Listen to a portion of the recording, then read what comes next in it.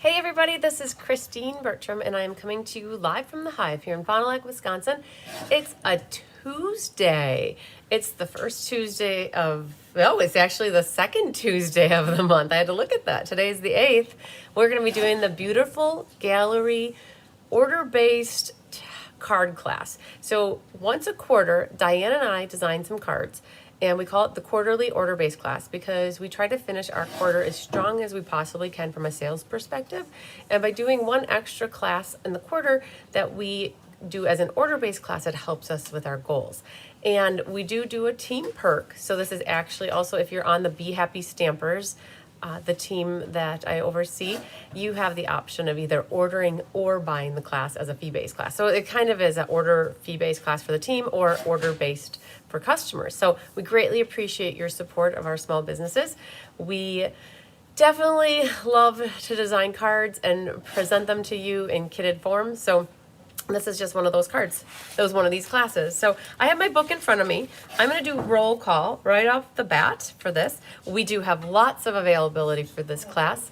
And if you are thinking about getting this class and now that you see it made, you want to press the easy button, reach out to us. If you're a customer, you can place a $60 order to get it for free. If you're local to us and you want to attend class in person with Diane tonight, you definitely can. She has space available. And if you are on the team, you have the option of placing an order or you can pay for it. And this class was $22 plus shipping. So first on our list is Miss Julie Bontringer.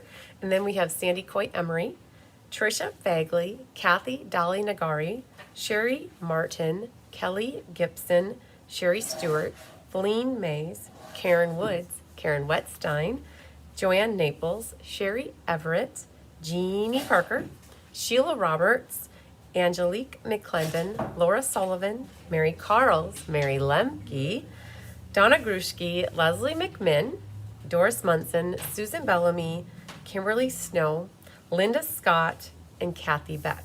So if I've said your name, that means I have you on the class list, and I want to thank you for your support of me taking this class and either placing an order or paying for it. If I missed saying your name, there are two things that are going on.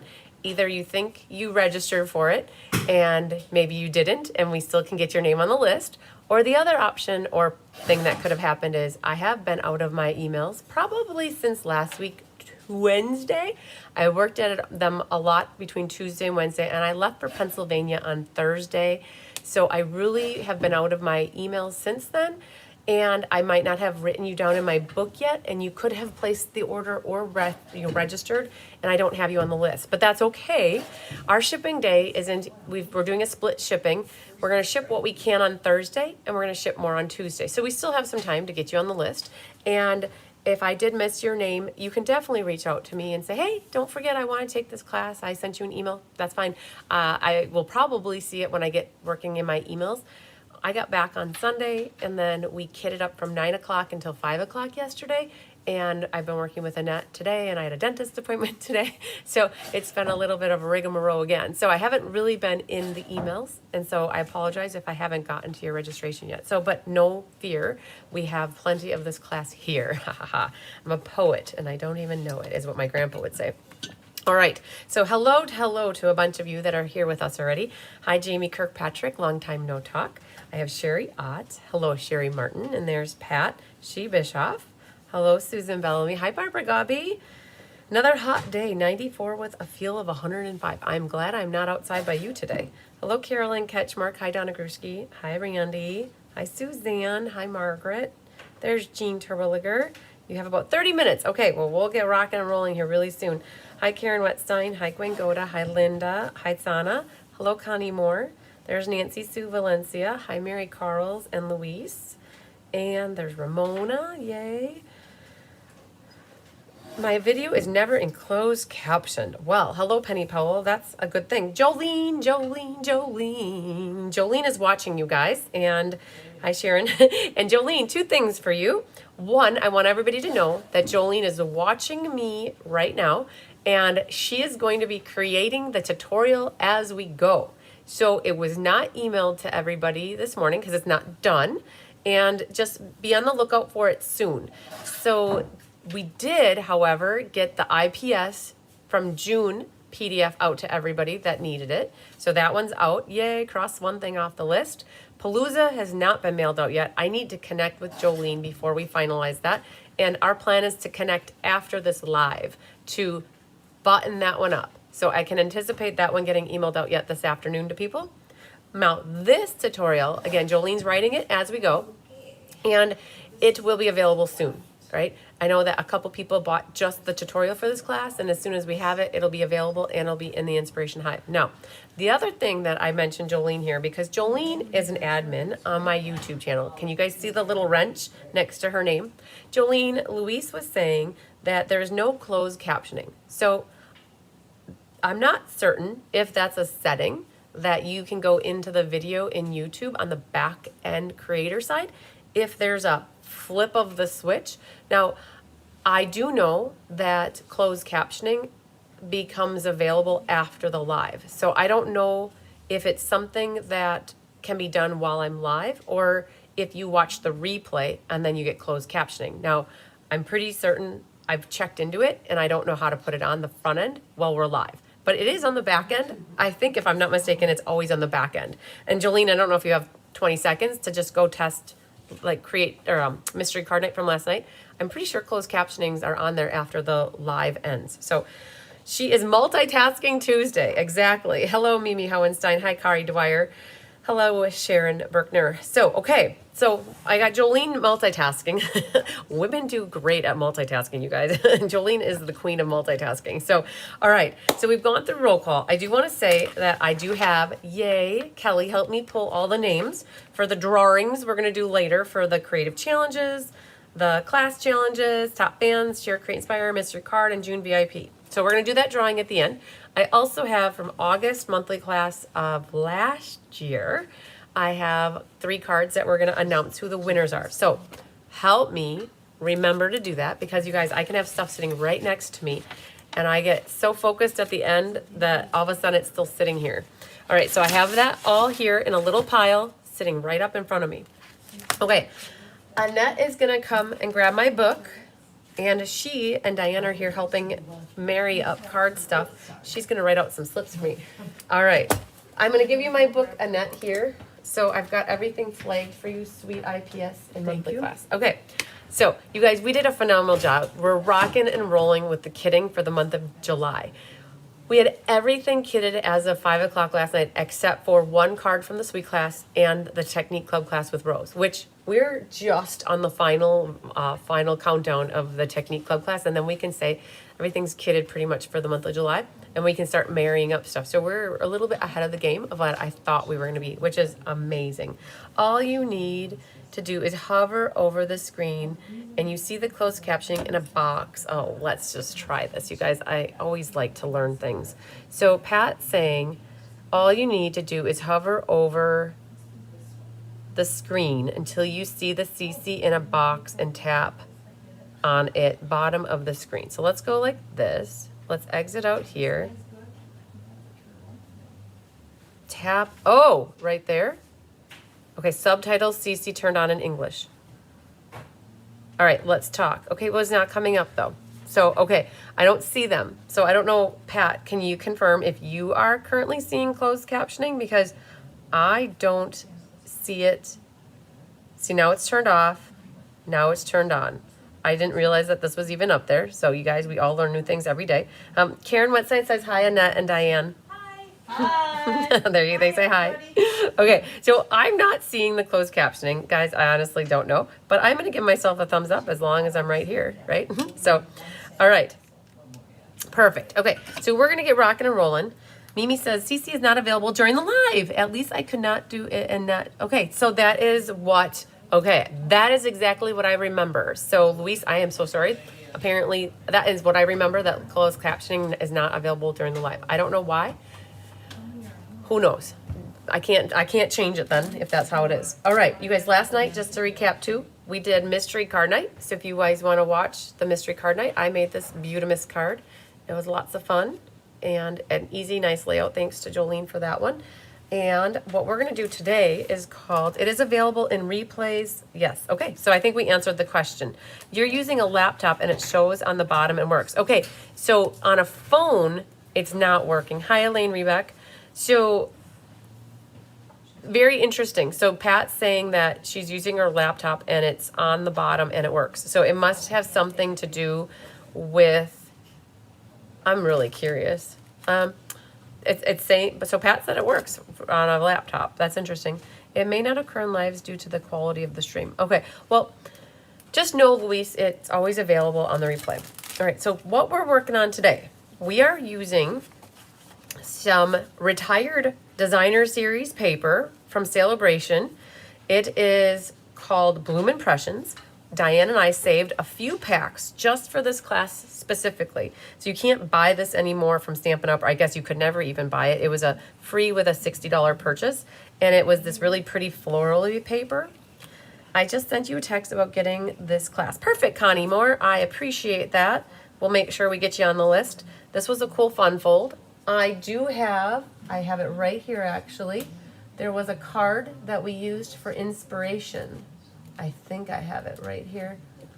And maybe I put it, let's just see if it's in here. I usually try to grab where I have inspiration from. I wonder where I set it. There was a card, Carolee Crab gave a card to my parents, and it was like this. So like this is a new layout that's like a triple floating something or other, in case I'm not the scientific person that knows all the names, the proper names for fun folds. But the designer series paper, what I'm trying to show off here, is a really pretty florally paper. So you might have a pack of this still in your possession, and these are some great cards that you can utilize with it. And the two bundles, thanks for sharing, Sherry, I appreciate it. Hi, Doris Munson. The two bundles that we're featuring for class, they're called Beautiful Motifs and Gallery Blooms. So we did call this class the Beautiful Gallery Order-Based Class.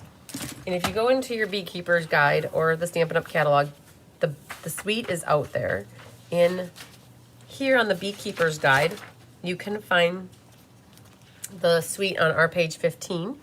And it features both of, so it's a mega suite or a super suite because it has two bundles. It has this, the Damask Designs embossing folder. I'm still undecisive about that embossing folder. I've gotten it, but I have not used it yet. I haven't felt the urge to use it on something yet. So, well, that might come someday, but we'll find out soon. This pretty beige ribbon is also very universal. It's part of this one. It's kind of replacing the bordered ribbon that's out there. This one's a little softer, and it doesn't have the border on it. It's really soft and pliable. These embellishments are called the pressed flower motifs. These are those heavy gems. If you get these in a box from Stampin' Up! Or in a package and they're all disheveled, it's because they're so heavy and they got disrupted. And you need to call Stampin' Up! If they come and they're all a hot mess on your, I just gotta say that's like a little public service announcement here. If you ever get these and they're all disheveled, I've gotten about 8 packages like that so far where they've been all mushed together. They will replace them. There's the set of dies here, which we used this rectangular one. I don't know if that's the one I have here. Yeah, there's this rectangular one is what we used on this card. It's a super cool frame. It's even got some indents on the corners that make it look like a picture frame.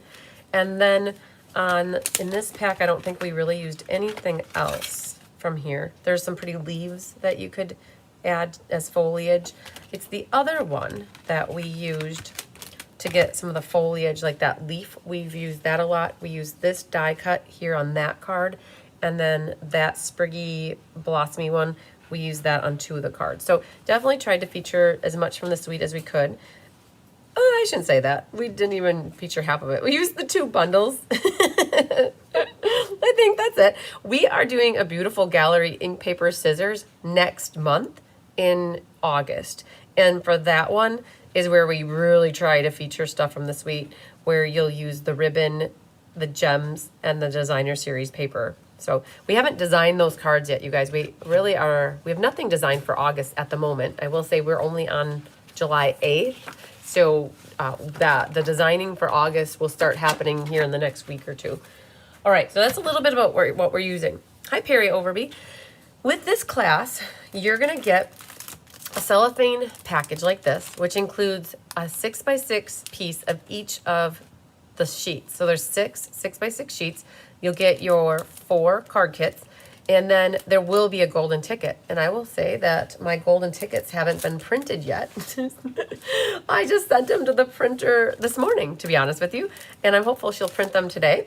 And what happened is we didn't know what we were doing for this class until about 2.5 weeks ago, and then I forgot to send them to the printer until basically I thought of it last night. So there will be a golden ticket. It'll say order-based class, beautiful gallery, and then today's date, July 8th. All right. So what we're going to do first for this class is cut our designer series paper. So you'll have enough left over to do your envelopes.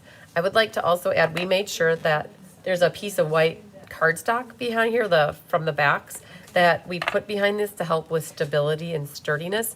A couple people reached out and said sometimes they get this paper and the corners are punched in, or not punched in, but just slightly bent. So we are going to start to make sure we include a piece of white cardstock when we can behind here, so that helps to provide some sturdiness.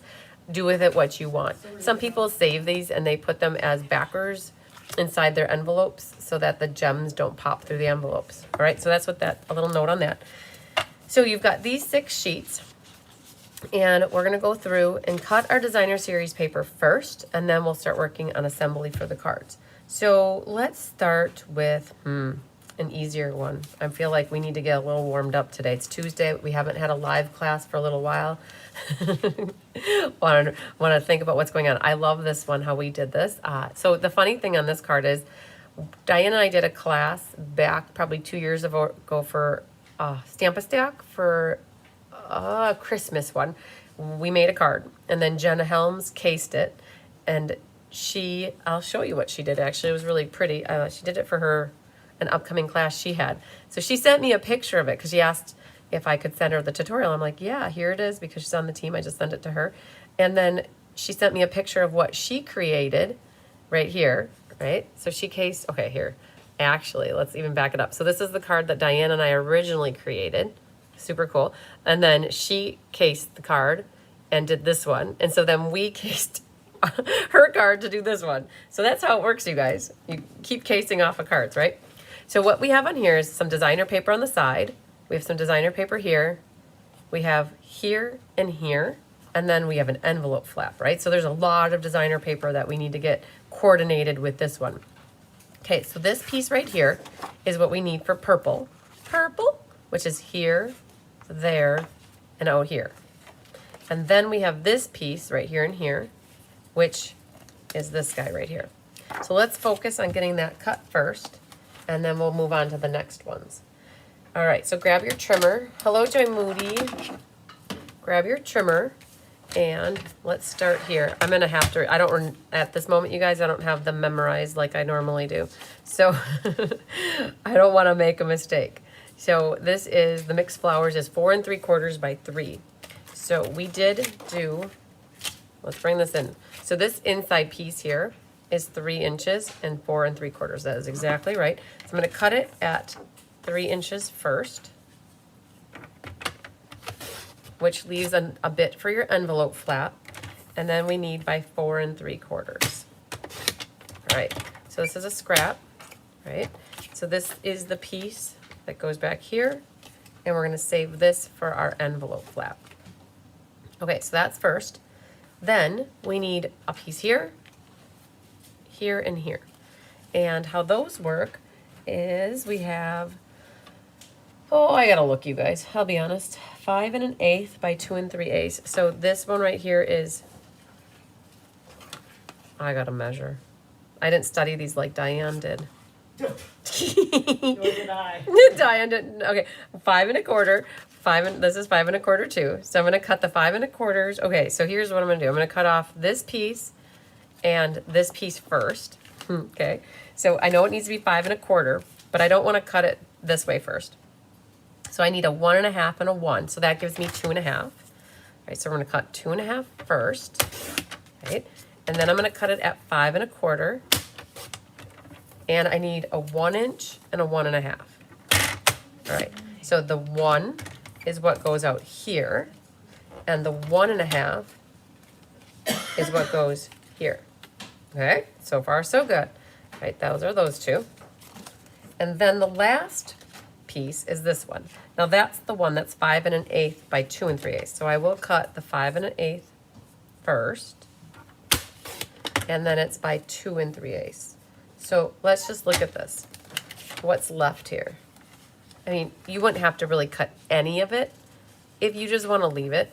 Now, if you want a scrap on the side here, like, okay, so it gets, you don't see whatever is behind here. So if you want to save a strip here to use for a different project, it's really, you could get by with 2 3/8. That's what we have for the measurement. It just barely 2 3/8 goes to right here.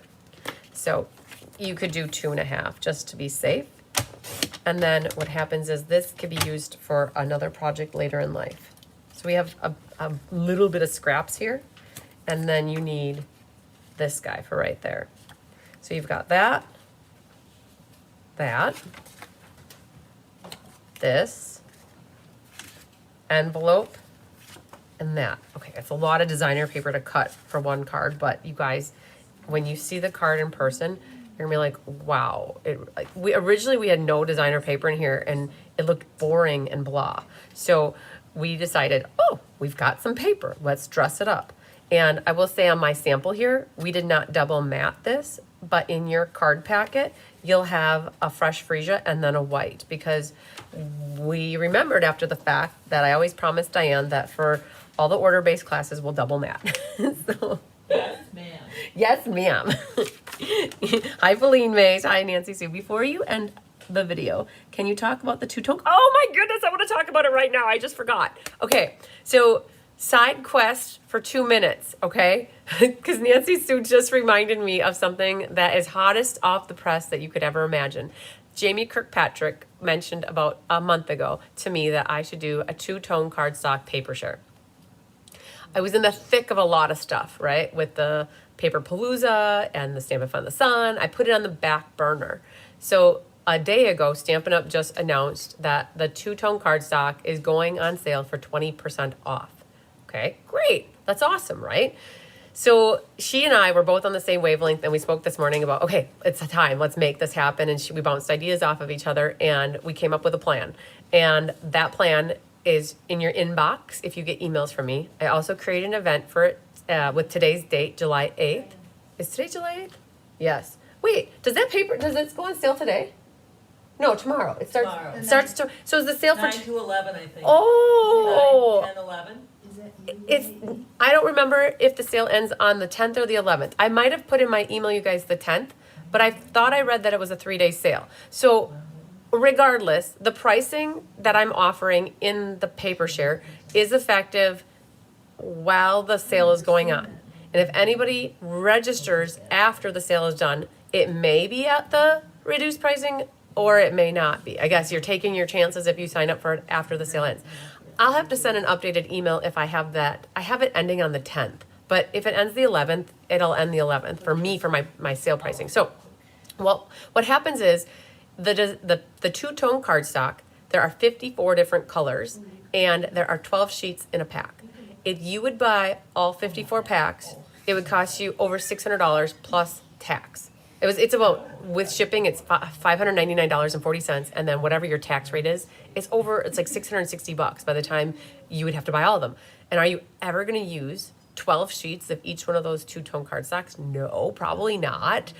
So what we're doing is offering a very customizable paper share of two-tone cardstock for people. You can basically tell me how many sheets you want in your pack. So there's 54 different colors, and it's automatic. You can't pick and choose your colors. You're gonna get 54 colors, and you can either choose, I want 1 of each color, 2 of each color, 3 of each color, 4 of each color. I am not splitting it up that I want 2 Misty Moonlights and 5 of this color and 3 of this color. No. Okay, so it's 54 colors. Tell me how many sheets you want of each color in terms of 1 of each, 2 of each, 3 of each, 4 of each. Hey, if you want 5 of each or even 6 of each, like let's say you just want half, I'll make whatever work. And then from there, you have to pick, do you want it as a 6x6 pack? Do you want 6x12? Or do you want 12x12? So for those who pick 12x12, all of your sheets will be 12x12. If you want 6x12, I'll take your 1 sheet and I'll divide it in half. If you want 6x6, you're going to get 4 6x6 sheets of that color. Basically, you're in essence one sheet, and however you want it cut up, I don't care. I can put it on my trimmer, I can cut it in half easily for you, or I can cut it into quarters for you. I can make that work. You just tell me if some people love their stuff in 6x6 and some people want it in 12x12 so they can maximize using it, right? So pick. Oh, it's a 2-day sale starting tomorrow. Okay, so I have the date right. It's tomorrow. Oh, it's. So I it just is, looked it up. so it's the 9th through the 9th and the 10th is the sale. So I have the dates correct. Okay. You can start registering for your two-tone cardstock with your share today through the 10th. So I have the dates right. Perfect. Thanks for confirming that, Jamie. So pick your, how many sheets of each color, what size you want. And then I also need to know, are you doing porch pickup? Are you having it shipped by yourself because you don't take any other classes with me in August? You're going to have it shipped by yourself. Are you going to have it shipped with your August classes? And you're getting a Stamp-a-Stack with me, or you're not getting a Stamp-a-Stack. Isn't that what the sale is? It's the 9th through the 11th. I Oh, thought you said 2 days. That so would be Jamie, 3. it's on here. It says it starts July 9th and it goes through July 11th. Diane just pulled it up. So it is 3 days. Okay, thanks for confirming. We'll get our stuff straight one day, you guys. It's all good. So through the 11th. So you guys basically have till the 11th to let me know if you want in or not. But the more people that can tell me like today and tomorrow will help me facilitate my first order. And then what's going to happen is the stuff will go out of stock and then it won't be here till next month, and then I'll like put a crazy crap show together for us. So the more that people can tell me between today and tomorrow morning if they want this or not will help me facilitate how many to order right off the bat. Okay, no problem, Jamie, it's all good. So hello, Cindy. You don't have sound, you need to turn sound on because everybody else has sound. So it must be a setting on your phone or your tablet or your computer, Cindy. Just click the X little button where the sound is and then you'll get some sound. All right. So letting me know, the reason that I want to know if you're getting the Stamp-a-Stack with me or not, because if you're getting the August Stamp-a-Stack with me, you're already getting a package that's getting shipped as a 12x12 package. So your shipping is going to be not the full price. And you could, in essence, get 12x12 if you want 12x12. So I don't want anybody sending me money at the moment because all of the shipping is going to be dependent on how it's going to ship to you. And honestly, at this moment, what I really need to know is I just need to forecast and plan how many of each sheet I need to have ordered. So knowing that there's 12 sheets in a pack and just knowing how many packs I need. Do I need to order 1 pack of every color? Do I need to order 2 packs of every color or 3 packs of every, like that's what I'm just trying to formulate in my head, okay? So hopefully that helps answer your question, Nancy Sue. Check the email. If you guys don't get emails from me and you want to know what this email is about, please send me an email at Christine@cardsbycrispy.com and I'll forward the email to you. Or to get registered and subscribe to my emails, you got to go to cardsbycrispy.com and get on my email list.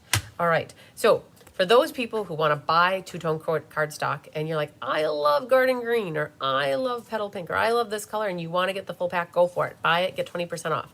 And then that's good. But Jamie said that there's a need for people that want to potentially get all the colors and not necessarily buy the full pack of it. So, and there you go.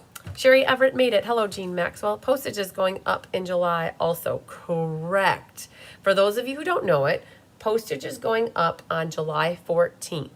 And that is another reason why I'm not certain about putting whatever postage is going to be for this. Normally, for me to ship a 12x12 package is about $13. And that's on average, depending, because it's more if it's to Oregon, California, Maine, right? Like the coasts are more expensive. But what I do is I average everything out.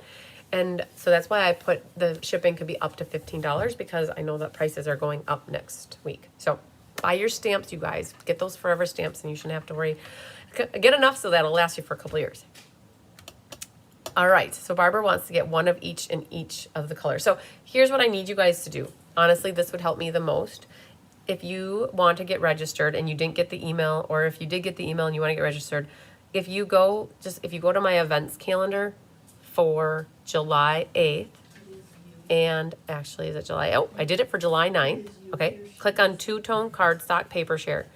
I need for everybody to go in, scroll down a little bit. It says, please fill out the registration form by clicking here. If you put your email address in, your first and last name, and you pick how many sheets you want, what size you want, and how you plan to have it shipped. That's all I need to know at this moment in time, right? And shipping is an estimate. Hopefully it will range from $5 to $15, not more. But if you help me by getting this registration done, so Barbara Gabi, please go register. I'm so happy that you want to get in on it. If anybody can go register for it right off the bat, I'll know tomorrow when I put my order in how much to order. Thank you for letting me go on a side quest with you guys. Okay. All right. So this one's good to go. Next, we have this yellow issues card. So this one uses this yellow pattern. You have to be very careful with this one. You could make the label before the increase. No, that doesn't always work that way. So actually what happens is it's when you take it to the post office and they scan it is what day they actually log it for.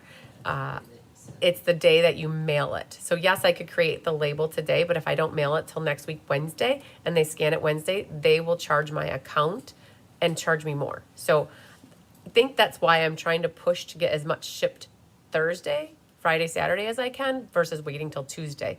When I pushed the shipping date out to Tuesday, I didn't realize that the postage was going up. So I'm trying to get as much shipped under the old rates. And there are some changes for the shipping this month. It's, whatever.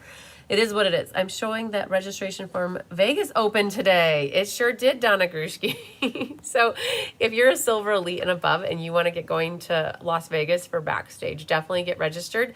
I have 3 people on my team right now, including myself. So me and 2 others. And there are 2 other people that are relatively close to promoting.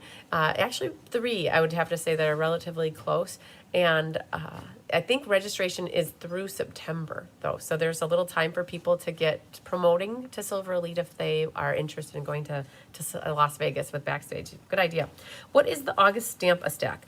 The August Stamp-a-Stack is called Charming Floral. I think that's the name of it. It is the new, Diane, could you do me a favor? There's a pre-order sheet over there in the drop down right in the middle. We're going to be featuring the Charming Day or Charming Floral Designer Series paper, the gems, and we're pulling in, thank you. Here's what we got. We're going to be featuring the Floral Charm Suite using this DSP, these gems, and this bundle. And we're adding in the Misty Moonlight and the white ribbon, not this ribbon, okay? So minus this. So that is what the Stamp-a-Stack is. And so with that Stamp-a-Stack, you'd get a full pack of the 12x12 DSP. So for those wanting to add 12x12 two-tone cardstock paper share, it could easily get added to your August package, because if you're getting the Stamp-a-Stack, because you're already gonna get a package that is slated for 12x12. So hi Hope Toy. All right. Thanks, Barbara, for doing the registration. Hi, Tyra Marshall. Okay, we're going to keep cutting paper. So this one is important that you keep the pattern here. So it does go up like this, and you can kind of see because the stems go that way. The back's not so picky, but we want to make sure we get that. So all this one has are 3 strips that go up and down. And those strips are, I have to look, you guys, I can't remember, 3 9/16 by 5 is where we're going to start at.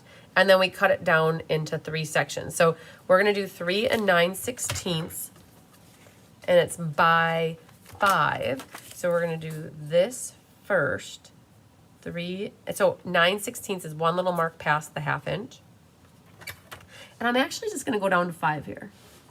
No, we're going to cut it off. This is for your envelope flap. And then it's by 5 inches. So we start at 3 by 9 9/16. This is a scrap.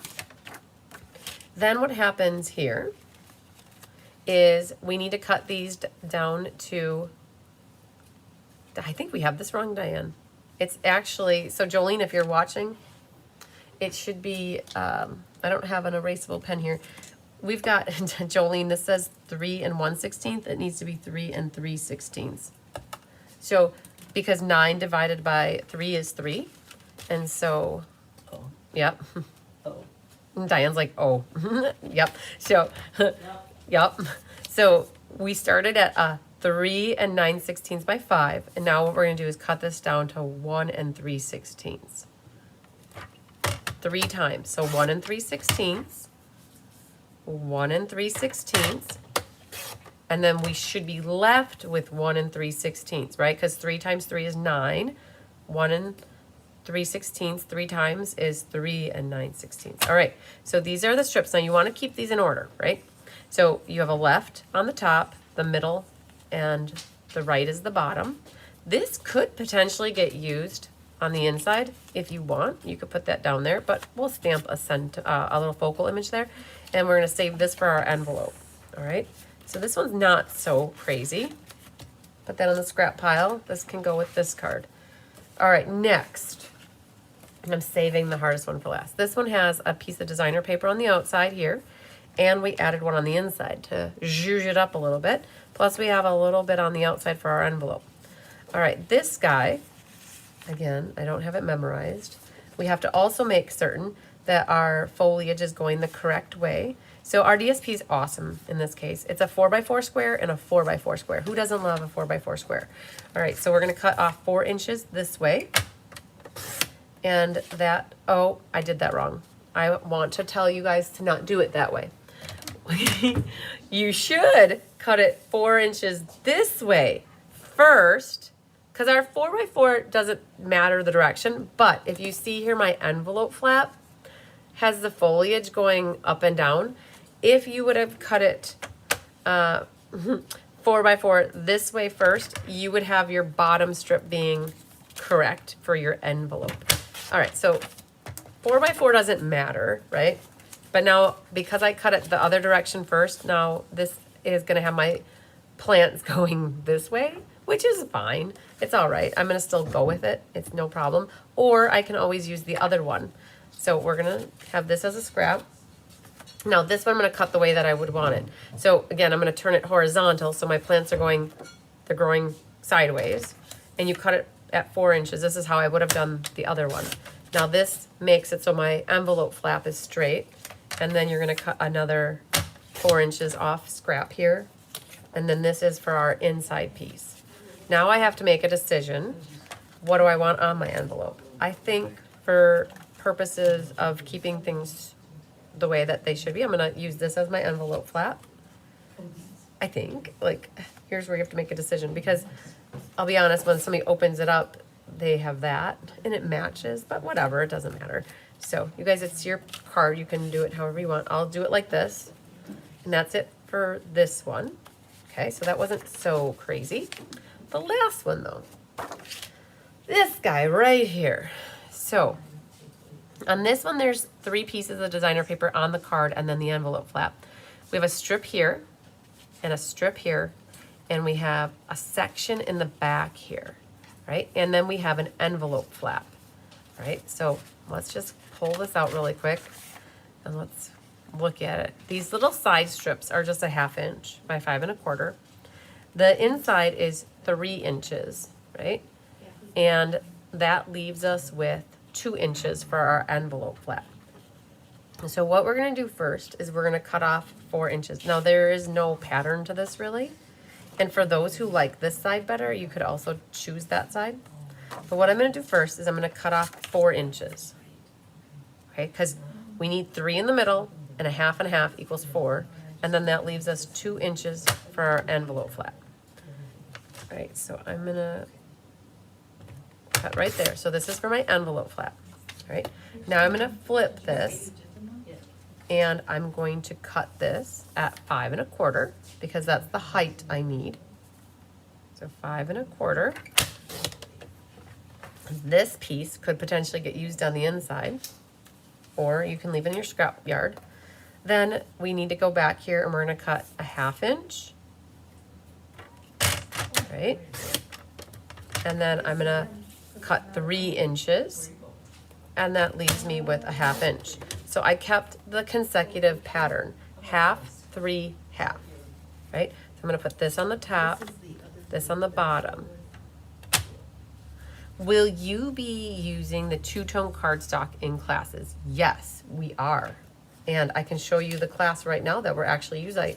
So we use two-tone cardstock in this card. This is coming up for the Kintsugi, which is later this month. This pot right here is the Misty Moonlight two-tone cardstock.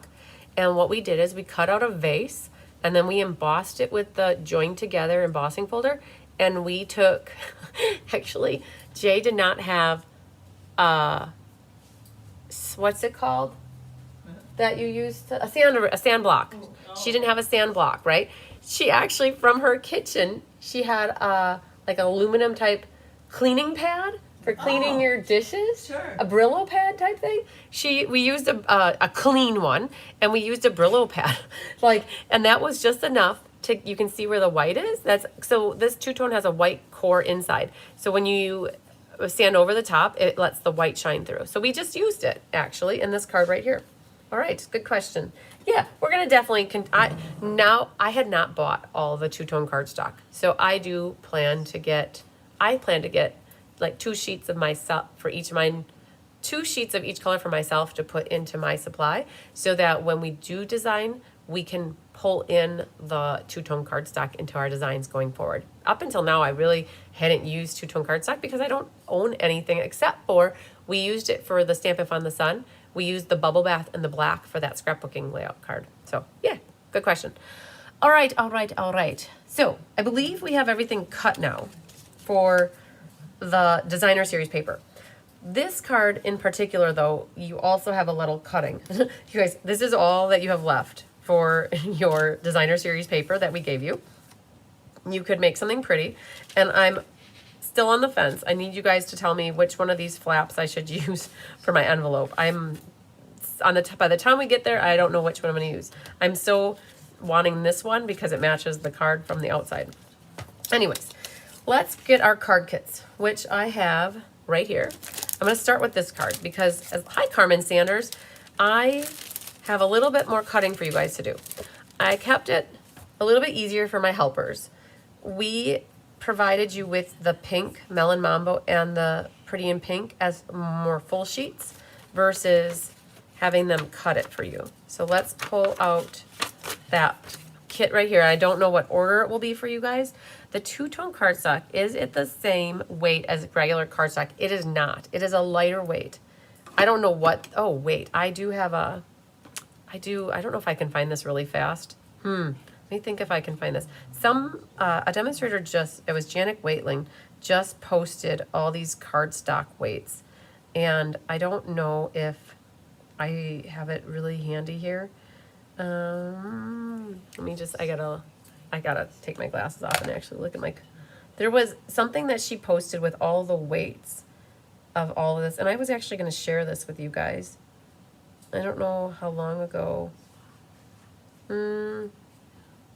It wasn't that long ago.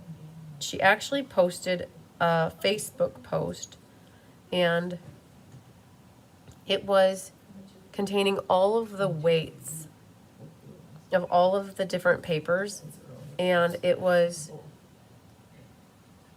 I don't know if I'm going to find it really fast.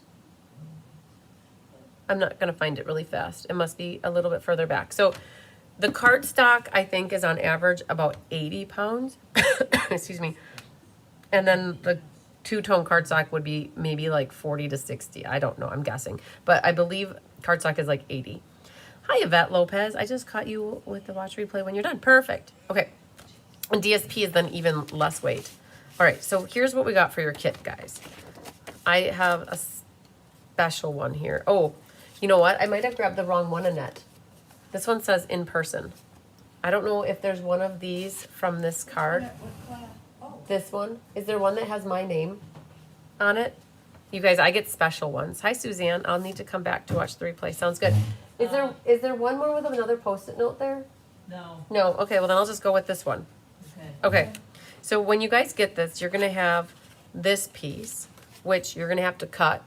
It's scored for you already. We scored it, but you're going to have to cut some strips, right? So just know that we're going to have, in the tutorial, we'll have the measurements and scoring it here and then further cut to what I tell you. And then in here also is an embossed piece like this. So to help Rhonda with the embossing, instead of giving her 3 pieces to emboss, we gave her 1 piece. And then we're going to have you guys cut it further, right? So there's a little bit more. As long as we're cutting, we're going to start with this one and have you guys do your cutting on here. So let's grab the recipe card here. All right. So we've already have it at 5 3/4 by 4 3/4, and we scored it at 3/4, 1 1/2, 4 1/4, and 5. Then on the 5-inch side, you're going to cut 7/8 off on each side, right? Or it doesn't matter really if you do top and bottom or whatever it is, but you're going to have to cut 7/8 here, right? And then you're going to cut, I'm just going to do it from the top side here. Doesn't matter though if you do 2 in a row. But what happens is you cut 7/8 and 7/8 off, and then that gives you your strip across the top, your strip across the middle, and your strip across the bottom, right? Now this Pretty in Pink is 2 5/8 by 2 7/8. And what happens is we need to cut, so what we did is we gave you one piece here, right? Again, it was just to help. So in person, Diane, you're gonna have, your gals are gonna need to cut this too, but for you guys at home, we figured it would help a lot to have you guys cut your own. So we have, these were 7/8, so our top and our bottom are 3/4 and 3/4. So your girls in person tonight are gonna have to cut it like that, and then it's 3/4 off the top and 3/4 off the bottom. Got it. Yep, so you guys, be careful with this. I will tell you, I do not like using a track cutter with embossed paper. It sometimes, if your blade is not as sharp as it can be, it will tear it. So I would personally use a guillotine type cutter. So I'm gonna put this at 3/4 of an inch here. I'm gonna do the bottom, and then I'm gonna do the top. So I'm gonna flip it upside down so that my exposed brick stays correct. Okay, and then this, and then I feel like that went like that. Yes. All right. And so what we've done is we've provided the paper. You guys have to do a little bit of homework to cut it yourself. The two-tone cardstock is lighter, but it's not flimsy. That is correct. It is lighter, but not flimsy. I'll need to come back and watch the replay. No problem. Okay. So that's what you guys will need to do to stage this card. Okay. So now that we've got that all done, let's see what else is in our kit. You'll have your white piece for your inside with a double mat in Pretty in Pink. You'll have this little detail-y die cut, which is in Pretty in Pink. I'm sorry, Melon Mambo. Lots of pink right now, guys. All right, you'll have to do your little bit of hokey pokey and turn yourself around because that's what it's all about. You have a little stylish shape here that is a circle, and that's gonna go right about here. Oh, I know why I got this one. So we've been very, very cautious and careful to watch for labels that get die cut and that you need to stamp on them. So we do our best not to allow you to get stuff that has little divots in it. And this one was marked as in person because there is a little divot here that you probably can't even see on the camera. But we try not to give that stuff to you. The reason they gave it to an in-person is because somebody would be like, oh man, I see this. But what happens is this, it gets covered up by the die cut, and then you'll be able to stamp over here. Or I will be able to stamp over here. So I found what was up with this one. So sometimes you guys will pass that on in kits only if we know that they do get covered up. Then we have a little square here, which will go behind, and you have a little Pretty in Pink bordered ribbon. It is little, it's 3 inches, but there's enough for you to do a little overhand knot like that. All right, and that's just going to get adhered right to the front of the card.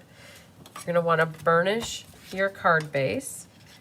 Always match up your corners to make sure that they are flush before going for it.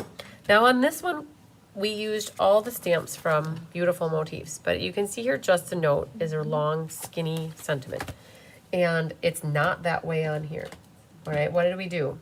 What we did is we inked up the Just a and cleaned it, and then we did Note. Or you can always use washi tape or a Post-it note to aid in this experience. And I don't like using the Stampin' Up because you can't buy that anymore. So let's just see if I've got a Post-it note around that would work. I don't know if I'll have one here. Otherwise, I'm gonna be really careful. This is what I'm gonna do. When you ink up, if you're careful, you can ink up just a, right? So don't put any ink on the note. If you're worried that you're gonna get it on the note, that's where you put the tape on here, right? You cover it up. But I did not get any on, so now I can do just a, and that's gonna go right about there. Okay, so just a, and let's clean it. So this is a very important step here. When you clean it, you can't assume that it's clean, and if it's wet, it sometimes leaves a little mark too. So what I like to do is I like to test it out and make sure that there's nothing being stamped. Now we need the note. So if you only ink up note, life should be good. If you do hit the you can clean it. I don't think I did, but sometimes it doesn't hurt. Now what you're gonna do is put note. And I have that, I might need to get my head in here. So we're gonna put note right about there. Now if you did not clean your just up properly, it's gonna have a residual ink spot there for you. All right, we're not done with that though. I almost forgot. There's an inside. So I cleaned that off. In our inside, I've got that foliage guy there. So we can leave this here, ink up our flowery dandelion looking thing, and that can go along the edge here. So it's just a note is what we did here. So when you do just a note, you don't necessarily need something on the inside unless you have the proper like exact sentiment that you're looking for. You can always write your love note on the inside. All these cards are universal. You could make them into birthday cards, thinking of you cards. This could be a sympathy card, could be a congratulations card. There's so many different ways that you can use these cards. So whatever you stamp on these, you just need some sentiments and some sort of a focal image to go on the inside. Okay, so we need to do a little gluing. So let's go ahead, we can glue this, and we can glue this guy, and excuse me, this. All right. Hello, Jane Beal. Thanks for catching me here. The pretty in pink goes on the inside as your double mat. Now, for these double mats that we do on the inside, I would never really cut anything out of the middle of them, because if you do, it creates a little divot when you're writing on the white. Right, so that's your double matting. All right, so what we need to do for our designer series paper, we had the left, the top, the middle, and then the right. Then we also have an envelope flap here. What you need to do with this is it needs to get glued right on your card base, and it needs to be centered really good, right? You can't be closer to the right or the left, or you're gonna see a gap here and here. Right, so if you had more designer series paper, if you did, you could have cut it a little bit wider and you're gonna eliminate that problem. But because we had a 6-inch piece that we were working with for your kit, you gotta be really careful. When you put this down, you wanna make sure you're centered and you're straight. And I had this in a consecutive pattern. So what I'm gonna do is pop this down, centered top to bottom, left to right. If you're not good at visually checking or visually seeing things, you can grab your ruler. So that's 1 and 5/8, 1 and 5/8, 1 and 5/8, 1, oop, I moved it just a little too much, but 1 and 5/8. Okay, so you wanna make sure this is really centered, good. All right, so that's first. Now I'm gonna leave these in order here and pull these out. Okay, so we can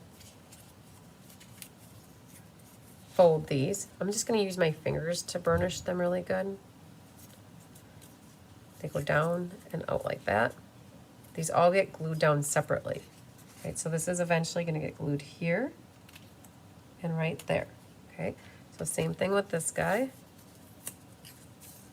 You can use your bone folder if you want, but I'm just going to finagle with my fingers. All right, like that. And then this one is big enough to do with the bone folder, so go ahead. We'll do this one first, and then this one goes back. With my cutter, I noticed I got a little fuzz action going on here, so we can just trim that off. So that one goes in, and that one comes out. All right. So you want to make sure that this edge here is not out past it. And what I would do is glue my tabs on the bottom, and then I'll glue my tabs on the top, and then I'll center the middle one. All right, so a little bit of glue here and here. And, oh man, we're gonna do this side first. And this is buttoned up right in the corner here. So flush on the left and the bottom. Huh, I knew that was gonna land on my hand. This one is flush on the bottom and the right. Right? So give that a moment. I'm gonna wipe my glue off.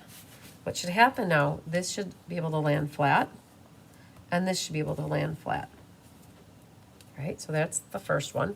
Now we'll do this one, and I might just do one at a time so I don't get glue on this other side. This is my right side, flush in the corner here. Like that. Okay, so that should be able to lay flat like that. And now let's put glue on this guy. That should be right to the edge. Okay, and then this should be able to land flat. All right, so those are the top and the bottom. Then we're gonna do one side and then the other side. A little bit of glue on the left side here. Pull that out. I'm centering this in between. I'm gonna eyeball it. But if you need to get your ruler, you can. I'm good with something like that. So I'm flush on the left, and that should land flat and nice and flush there. And now this one, we're gonna bring that back. Little glue here. This should be able to set down right there. Good. Okay, so we've got the designer paper that you can see behind here. Right, our sides are nice and flush. And then these DSP strips can go down on the left here. And when you put that down, if you centered your bottom one good, you won't see a seam or a gap in the middle here with the cardstock. Right, so that goes here. I want him over just a hair. There it is. Okay, now this one, I always like to flip. And then this can go down on this side, centered in the opening. So this one I did the exact same thing on this one. There's just a micro hair. So I could have had it come over the bottom, swing it to the right a little bit. And it's very, very minuscule. It's very little that you see that little gap. Nobody's ever gonna really notice that. All right, so we've got those. And then what can happen is I'm just gonna put a little glue here and a little glue here. That guy can go on here. It does occupy almost the entire top of this. All right, so that gets glued up there. And then this one can get glued down here. You guys can decorate, like when you're casing this card to make more, you could always make these little strips hair smaller to see more of a border, but we left, oh, hello, honey. How are you, my friend? Hi, Mom. If you want to add strips on the side here, you could also, but they're just so little to add those pieces. What's up, Buttercup? I missed you. Did you? Yeah, did everybody miss me? I think so, honey. All right. And then this guy's gonna fit right there. So let's put a little glue. Mom, you're not petting me. Hi, baby cakes. And then this guy's gonna go right there. Oh, big stretch. Were you napping all day so far? All right. So there we go. We've got the bulk of this one done. And that was probably the hardest part about this whole card, is putting that together. So then this piece right here is gonna get glued, and it's a square on the front here. Just centered left to right, top to bottom. And then this little guy is gonna get popped up with dimensionals.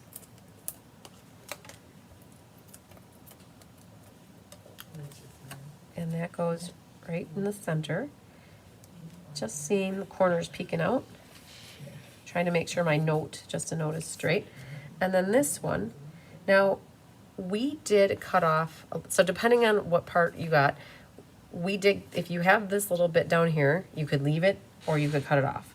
So we actually cut it off on here, so I've got that nipped off, but if you like it and it's on yours and you want to leave it, go for it. But I've got that nipped off right there, and then this sits right about like that. And find some strategic spots to put a little bit of glue on here. There, well, hi, you're back. Hi, Mom. Oh, babykins. I just got to strut my stuff for you. I know. All right, this guy kind of nestles in the front here. I've got just a note kind of tucked in here. Hi, where's your mousey? Christine. Yes. Is it France, Eldridge, or Francis? France, F-R-A-N-C-E. Like the country. Like the country, We correct. don't have no slips. Eldridge. What, I ran out of slips? Of which one? IPS? Yeah, I know. I've got to get more IPS slips printed because we have about 20 more that we're doing. So, yeah. All right. Then, what you're going to take... Well, hello. I know you want love. You should go by Grandma Diane or Auntie Annette here. Yeah, no, you want to be right here? Okay, I'm going to grab a glue dot.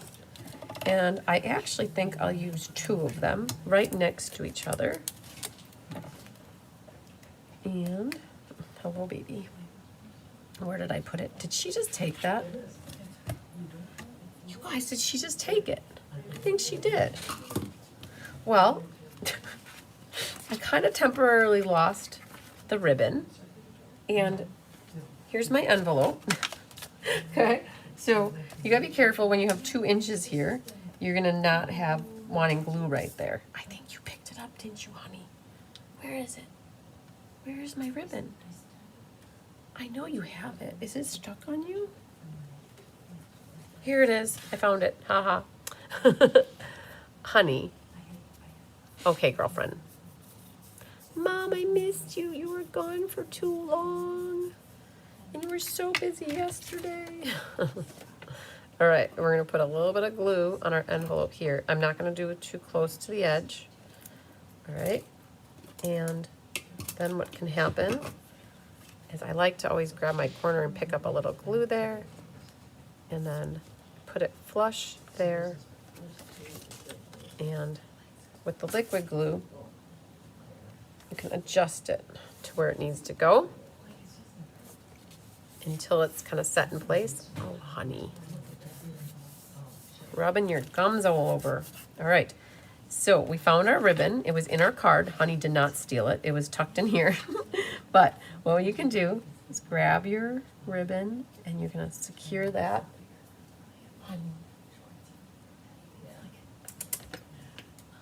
Huh, what is so indecisive of what's going on here, girl? Makes me like getting a honey show here. All right, so then you can trim this tail and that tail. And I'm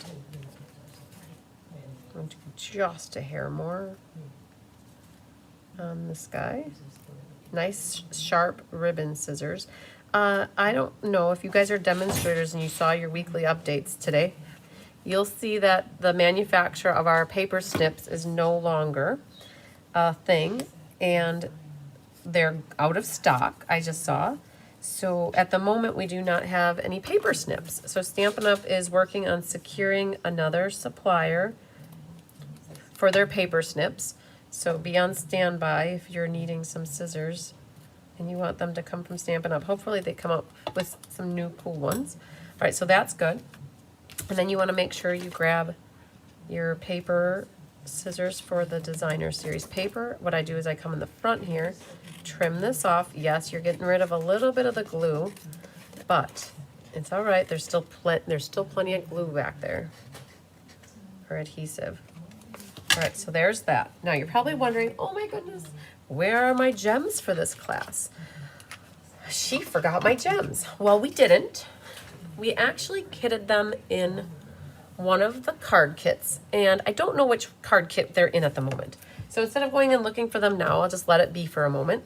And when we find the gems, we'll come back and put them on. So we use the In Color 25 to 27 gems, and they are the older In Colors. So there's 5 colors, and we used 4 of the colors, and so we just cut a strip for everybody. So this is what I've got for you for this card. Hopefully I didn't make it look too easy so that you're able to accomplish it. I know you don't, for those of you, nobody really has the card kits yet, right? Because they haven't mailed out yet. We still have them here, and the tutorial's not quite done. So by the time we mail on Thursday, this tutorial will definitely be in your inbox. So very cool. All right, that's our first one. So it's a super cool fun fold, and we left it as a traditional A2 size card so that you can still write on the inside. All right, so there's that one. All right, so let's see which one's next. This guy will be next, and he's the one with the pool party. This one. So I've got a Post-it note on here too, so I got something special going on for me. All right. So we pull out our pieces for this one. You'll need to let me know which one of these I need to use. Which one would you guys pick for the envelope flap? So it's this card, Hi, honey. but I cut it wrong. So my weeds are going this way. Or I could do that one, but when people open it up, That's greenery. it's greenery. It's not weeds. Yeah. Would you do it with it correct, but not necessarily matching? Or would you do it with I would do that one. that would one, do that even though one. it's crooked? Okay. Yep, yep, yep. All right, good deal. We made a decision. Life is good. Moving on with life. So then what's said is, those are, yeah, I have to have sometimes other people make those tough decisions, you guys. This is really what's left out of all this paper then that we gave you with designer paper. Okay, so on this one, as long as I've got this right here, guys, that guy kind of like flew right out. He's the little sentiment strip here. So you're gonna not put glue all the way to the edge there, right? So I absolutely love doing envelope flaps. And I love getting them in the mail, you guys, when people mail them with the flaps decorated. It's awesome. So we're going for the matchy-matchy, like that. So I'll let that marinate for a moment, and we'll come back. So you have a little strip here for hello. You've got this much ribbon, which is enough to do your overhand knot and that. So the first thing you're gonna wanna do with this is make your overhand knot though.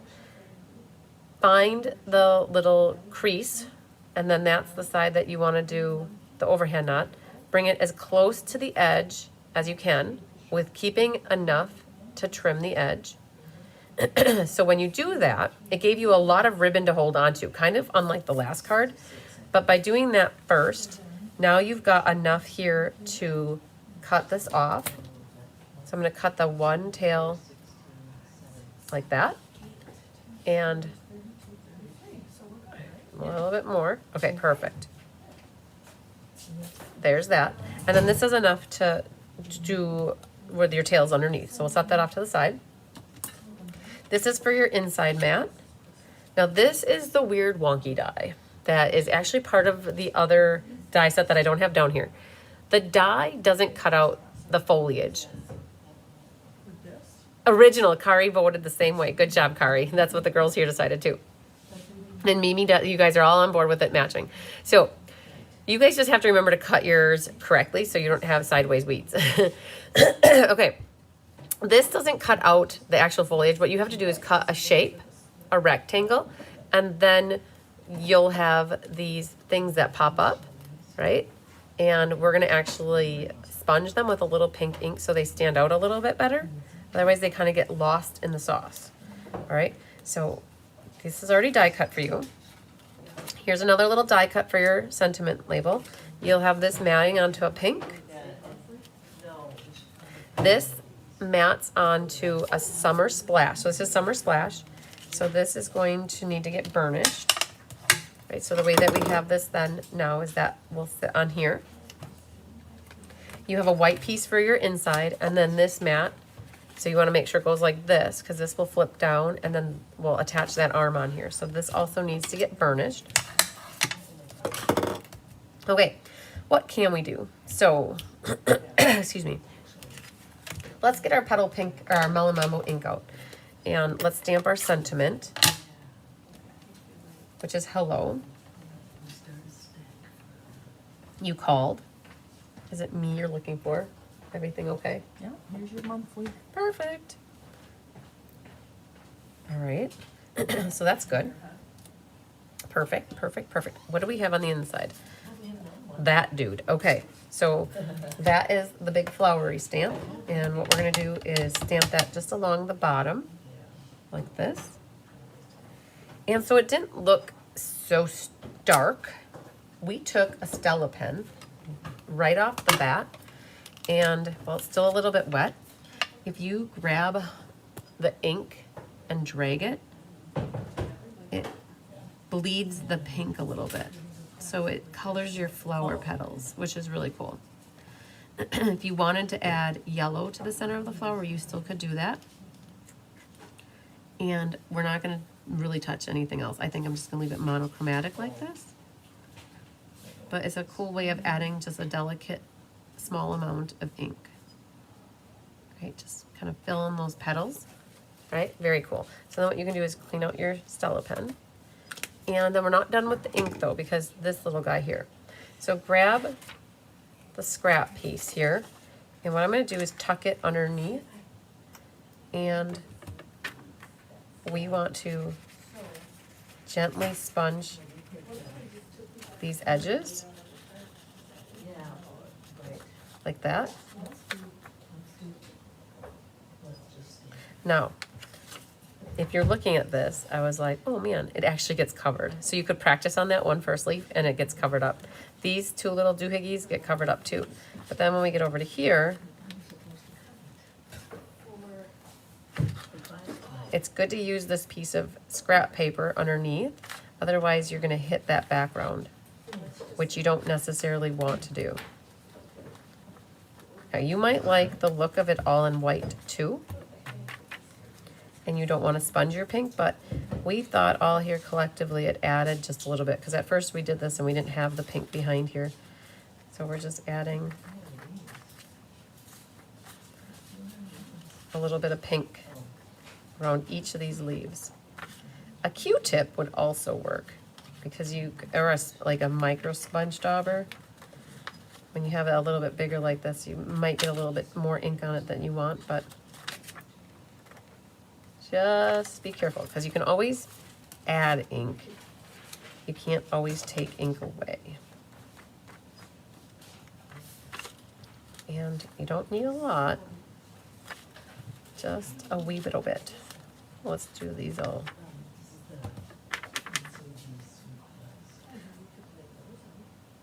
You can, I have the slips for those. You can't do the pair yet. There's no yellow ticket for the pair. There's no ticket for the order-based class yet. And there's no ticket for the game night yet. Those are all ones that we didn't know the names yet until right recently. All right, this guy over here. There's that.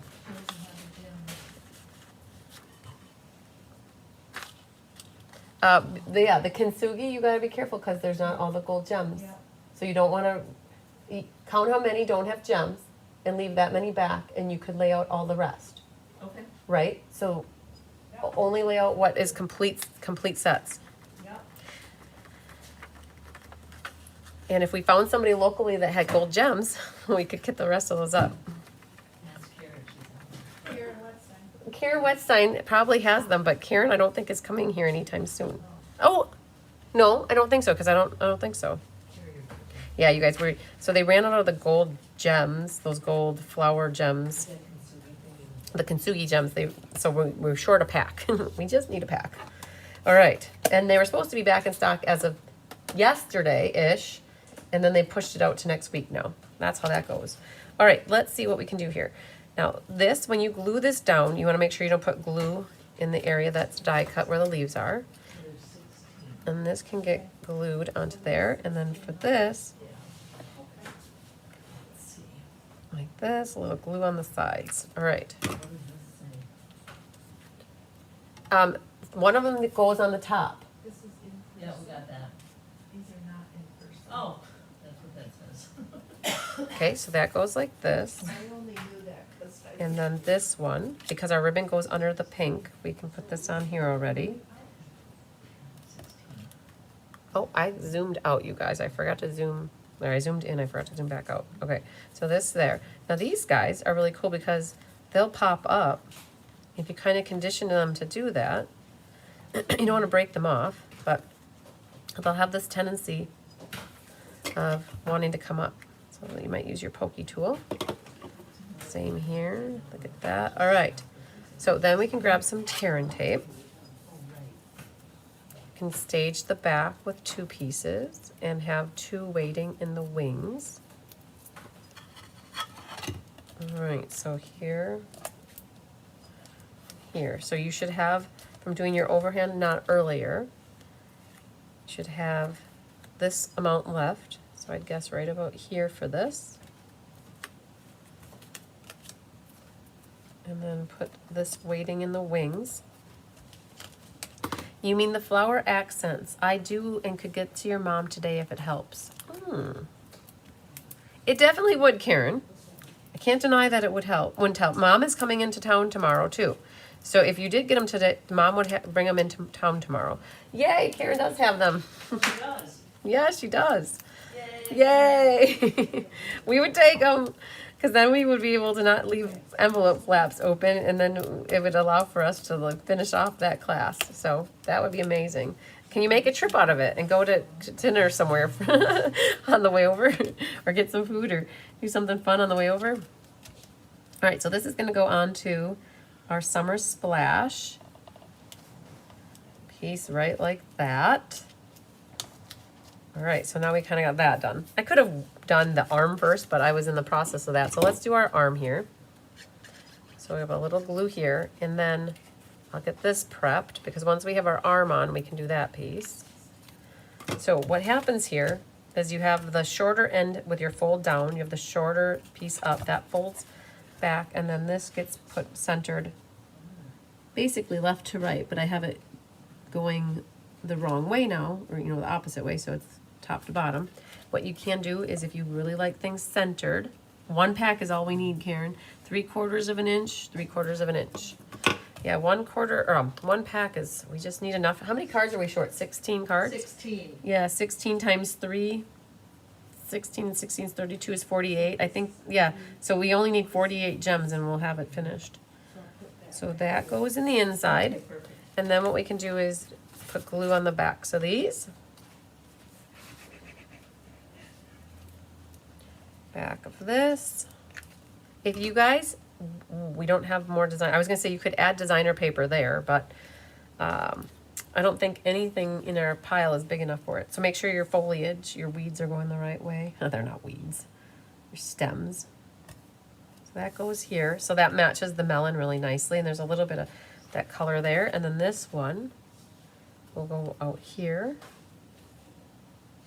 Like that. This will flip down. And then what we did is we put dimensionals behind this. And I'm going to put them near the top here and the bottom. So it catches the cardstock. So this center, this middle area is going to come out the ribbon here. And I've got, so you see just a little bit of ribbon on that side. So I can tell I did my ribbon a little lower than my sample. And I can tell that because you can see the leaf here. And also because there's a little more white showing down here than there is here. And that's okay. No worries there. And then, thank you, Karen. We appreciate it. That finishes off the kitting then, I think. We were just sitting here with those card flaps open. Oh, one moment, please. So, this is a hair longer than this. I could tell when I put it down here. So if that's not, and we did that in case your words were a little bit longer. So if you want, I'm gonna trim this a hair. Just use my scissors to do this because I have glue on the back. I'm gonna just take a hair off of each side. And then that fits in there just a little bit better. It would have been fine. You would have just seen a little less summer splash, and I wanted to see a little more summer splash. Happened so fast. I met a boy, cute as can be. He, what's the rest of that? He splashed off, cute as can be. The girls aren't listening. Kind of like at the Coastal Cabana. All right, so that little glue dot goes on the edge. I've got that guy situated right there. Grab that ribbon scissors and trim your tails however you would like them. I don't have my name written on any of these cards yet. So I was waiting to do it till right before we put slips out. Oh, okay. So I get the next line in the book because then I know that everybody above me got card kits. Oh. I'm always the breaking point because then I know after I need to write slips out for people. So do you want me to hold yours out or no? Yeah, I become the next person. Yeah, I don't become have the enough next slips for these. we don't have enough slips. Okay, so that's okay. Is it- Write my name in the book though, Okay, write her name. and then bring it over here. And when I print off more slips, I will do it. So okay, all right. What could we still? Yeah, that's fine. I'll know that. Okay. Okay. Yeah. So just write my name in the book next. Write her name in the book. Does everybody else have slips from above me, or are we short some slips? We're short. Two short slips. Okay. The last, we're only short a few. Yeah, I just need to print one more sheet. Is this July? No, this is. Okay. All right, the gems are apparently in another pack, which is quite all right, or another card kit. So, Oh, here's the leftovers. Put Christine on there, please. There we go. oh, and then did you know that on the next page where your hand is on the left, top, middle, there's some up there? Yep. Okay. Yes, got Okay. those. We have to add her here. So I would be at the end of that. 46 is Christine. Perfect. So you did find the slips then? Yeah. I did, I was thinking it was the other one. Okay, so we're good. Okay. Yeah, I was gonna say, I thought I had enough printed, but you never know. All right, so we got our envelope flap done here. And the gems are in a different card kit, so for now, we'll just hang tight on this. And we'll set it off to the side and we'll come back and put the gems on when we find them. I think it was game night and waiting list for IPS. So you signed, yes, Yvette, I'll catch it, you guys. I have not been in my emails since before I left for Pennsylvania, and Maryland. So I will get to your guys' requests, and Yvette, I'll definitely reply. Don't send any money until I tell you what it is. And we are planning to kit up more ink, paper, scissors for July. At this moment, I think we had 16 on the wait list. I'm just trying to determine in my head if we're gonna kit up 20 more or 24 more. So I was gonna look at it again in a little bit to see once, and then we're gonna make an executive decision and go with it. So anybody who's on the wait list as of basically today, tomorrow will be good. And then after that, it's a gamble. So, all right. And in what happened in the interim is I got a little honeysuckle here. All right, so that's card 2, you guys. Now we're gonna go on to the yellow card here. Thanks for the slip. I appreciate that, honey. I know you're like, Mom, you were gone for 4 days. 5 actually, if you count the travel days. We missed you. Okay, there you go, girlfriend. Okay, so we got this guy. And now that one I believe is right here. Nope, not that one. Okay, I've got a Post-it note on mine as well, so we'll find out what's going on here. Grab everything out. I always like to fold that back. And hello, babykins. All right, so that will cover up everything. Oh man, here she goes. Trying to get comfortable here. Oh, jeez. Honey. Complete with a cat fur there. We'll just put that right there. It'll be underneath the flap. So you guys, people have told me that they do like seeing the little bit of cat fur in their kits because it's always unintentional, but it's without fail that we end up having that happen because there are kittens around. They say that that reminds them of their kitten or their cat that they had, and it's good luck. So I've heard more positive about the cat fur than anything. So I appreciate that, you guys. All right, so there, we'll let that marinate for a hot second. And let's bring in what we've got in here. Ooh, look at this, you guys. I found all of our Beautimus gems in the yellow kit. So there they are. We'll come back to them when we're done. And on this one, you're gonna have 2 pieces of the Summer Splash, one for the top and one for the inside. So there's that. You'll also have a little spriggy thing here, which is the same sprig as that very first card. So our poor die cutters had to die cut this twice for the 2 cards. And so there's Summer Splash. And then we have a strip here for the sentiment. And then there's an arm going across the back. And let's get these guys out of the way. This one, this piece of white, is embossed with the joined together embossing folder. So you can pick how you'd like it. There's a little bit of a diamond pattern, a flower pattern, and a cracked stone pattern. You can figure out what you like best or however yours ended up. Rhonda did the embossing on these, and she might have put 2 on a plate, so you might have a little bit different. That gets matted onto the Summer Splash, and then that gets matted onto the Daffodil Delight, which goes onto the card front. You have your inside mats here, and then you'll have 2 ribbons, 2 scoops. A daffodil that was part of the Floral Delight Suite, and then your bordered ribbon. And then you got to your card base here. So definitely take a moment and burnish that. All right, what to do first? So in all honesty, there's only a little bit of stamping on this. And then what we did is we put the flower on the inside like that. So that is Summer Splash ink. So you could open that ink pad up. Brand new, look at that. And, or I should say rarely used. So thinking of you wasn't sticking very good. So let's get that on there good. So thinking of you, we're gonna just center that on that white 1/2-inch strip. All right, that looks nice.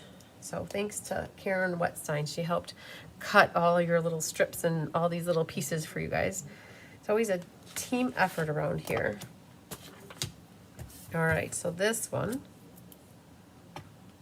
is also stamped in the Summer Splash. And I put it on the left-hand side.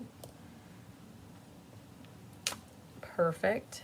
Yeah, and oh, I always say think of the die cutters when you guys see all this little detail-y die cut stuff. So whenever you get card kits from me, for those that are newer to watching me, what you see in front of you is basically how you get your kit. Anything that is die cut or embossed comes that way unless it's a focal image that needs to be stamped and then either die cut or punched. That you guys would do your own, but how you see this is how you get it. And so my helpers do a lot of prep work for us. All right, so we can do a little bit of gluing. So we're gonna flip these guys over and this one too. Okay, and this white is gonna go onto our Summer Splash. That white will go on the Summer Splash. And we'll do this one right up. You got a bigger Tigger, huh? Tigger. These kittens are hungry for love. You'd think that we left for a month. We'll just wait till we're gone in September for so long. Okay, that's our inside. So then our yellow and Summer Splash are here. Now, I'm going to change up this card slightly. When we were designing this card, we put the arm right through the middle. And after I was done with it, I thought to myself, gosh, I wish I would have moved, I'm referring to that yellow strip in the back as the arm. I wish I would have put it down lower. So I'm going to slightly alter this a little bit. And you guys will see what I mean in a moment. But we can grab some of these dimensionals. And we're going to prep the back of this daffodil piece. And we'll just leave them on for a moment. We'll have this staged. Where did he settle? He's in the box. He's in the box? Okay. He just keeps moving around. Tigger, yeah, he's wanting love. All right, so this is staged, ready to go. Let's glue this and put that on the inside of the card right off the bat. I think I was, oh, yeah, perfect. I'm glad. So yeah, Yvette, we definitely have the bandwidth and the capacity to make more of the ink, paper, scissors. So it was just a matter of making sure that all the designer paper, the ribbon, the gems were not out of inventory, which they aren't. I don't think they are. I still got to order a little bit more, but it was then, we're not going to be able to do it this week. And what we're planning to do is this ink, paper, scissors isn't until the last week of July for in-person. So we're pulling all the in-person kits and using those for shipping. And then we're kitting up more of the in-person ones. So I'm going to just flip these all like this, which are all upside down. I'm gonna glue and take a risk on Honey that she's not going to adjust her sitting, I should say tail and sitting position. We're gonna put you right there. Okay, so left here, okay, centered top to bottom, left side. Now this is the right one, centered top to bottom, right side. Then I always do the middle last, centered top to bottom, in between the middle. Now, if you want to move things, if you use liquid glue, you can generally adjust them slightly before it gets to be too late. So I was able to move that one. Ooh, there we go. All right. That's what it ends up looking like, okay? It should be kind of centered nicely. So what am I talking about with this arm thing? So I would have put this guy down here and this here because I would love for this to be situated. So here's what we're gonna do, because I wanna alter it slightly. I'm gonna concentrate on getting this done first. Now, the die is probably a little longer than what it needs to be. So don't worry about this bottom part. But what we're gonna do, oh, Nedra filled out for the two-tone use form. Yay, awesome, awesome, very good. So here's a little glue here, we'll put a little glue there, a little glue here, and then we'll put a little bit more down on this area. And I think that we're gonna put it right there as well. So some of that bottom is gonna get cut off. We're situating this first, and it comes up over the top a little bit, Right? Yeah, good point. centered right about there. Hi, babykins. Hi, Mom. You weren't petting me enough. All right. Then, now that you have that done, now you're going to take your scissors and you can trim off whatever's extra on the bottom here. Okay. Then we're going to use our scissors, and I'm going to angle. Now, you could leave these 90-degree angles or you can banner them however you want, but I'm going to banner that side and that side. And she's back. We're going to grab our tear-in tape, one weighting in the wings and one on the back. We're going to take that yellow ribbon, and I have it kind of under the G at an angle, and you're going to make a small loop and then a small loop and bring it back. Now you should have enough. I believe there's about 6 inches of ribbon here. So like that. And then as long as you're holding it in your hand, it's easier to trim it right now. A little here and a little there. Now, set it on here to see if you like the way it looks, and once you like it, perfect. Then you can take a dimensional, and I would pop that up on both sides, and then situate that where you want to see it, which to me looks good right about there. So the way I cut mine, my white ends there and my white ends down there, right where the yellow meets the border there. All right. So now what I would do, because I don't know where this or this is going to go at the moment. I still am undecided. So, but I've got my dimensionals back here. So for now, I'm only going to pick off the top two. I'm going to stage it on the front of my card because I know I want this centered top to bottom, left to right. I'm going to go right about there. Okay, I got to get it so that the top actually sticks. So right there. Okay, so we're only sticking at the top. Now what I'm able to do is place this underneath and play around with where I want it. And I just realized that my yellow is shorter than what the green is, but I can still work with that. If that happens to you guys, we're good. Kari filled out the Google Forms user, so use my trusting my name will be enough. Yes, you guys, people have been telling me that they don't always use their Google email address, and they only use it sometimes to fill out the Google Forms. Don't worry, if I have your first and last name, that's what I need. If you're a brand new to me customer and you're using your Google email address and you don't want me to use that, then you might just follow up with an email saying, hey, I just registered for this, or whatever. I use my Google email address, but I don't go by that. But if you already work with me and I have a different email address for you, I am not doing anything with that.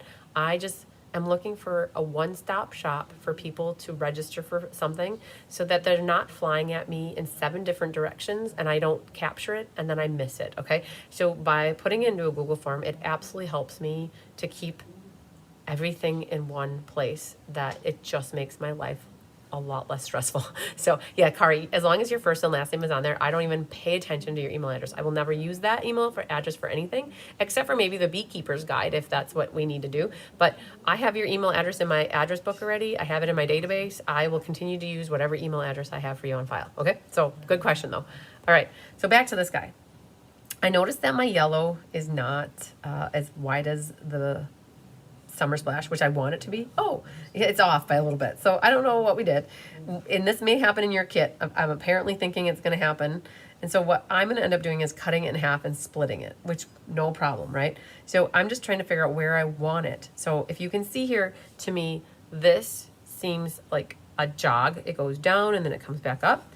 And I really like the idea of it not jogging. So here it's down. So here's where you can play with it. So I'll zoom in just a little bit so you can kind of see what I'm playing with. You know, you can play around with it until you get it. And I was thinking that's up too high, but somewhere like in the middle actually is kind of what the look I'm going for. If you want, I can even take it up like that. So it's more in line with, I actually like that it's down a hair below it, right? I kind of like that. But then also don't forget that you're going to have this blue ribbon underneath here. And I got a short, this is why I got the kit I did, is because I got a short blue ribbon, but we'll figure this out. So just remember that blue ribbon is here too. It's like Summer Splash.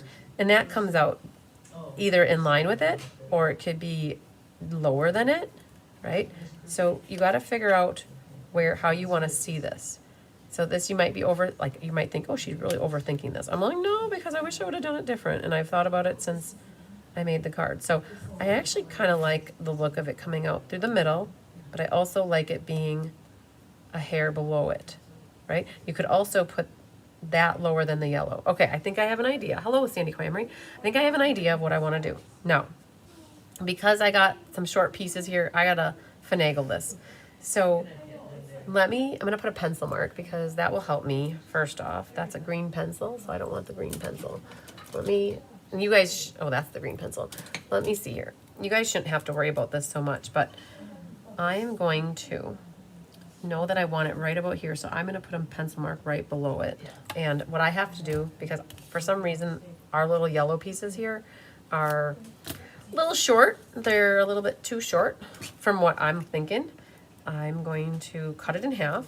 So you might have to do this too, not quite certain, but if you're recreating based off of the tutorial, you might not have to do this if we make sure we just reference 4 inches. So I got my pencil mark there, so I knew how high to put it on that side, right?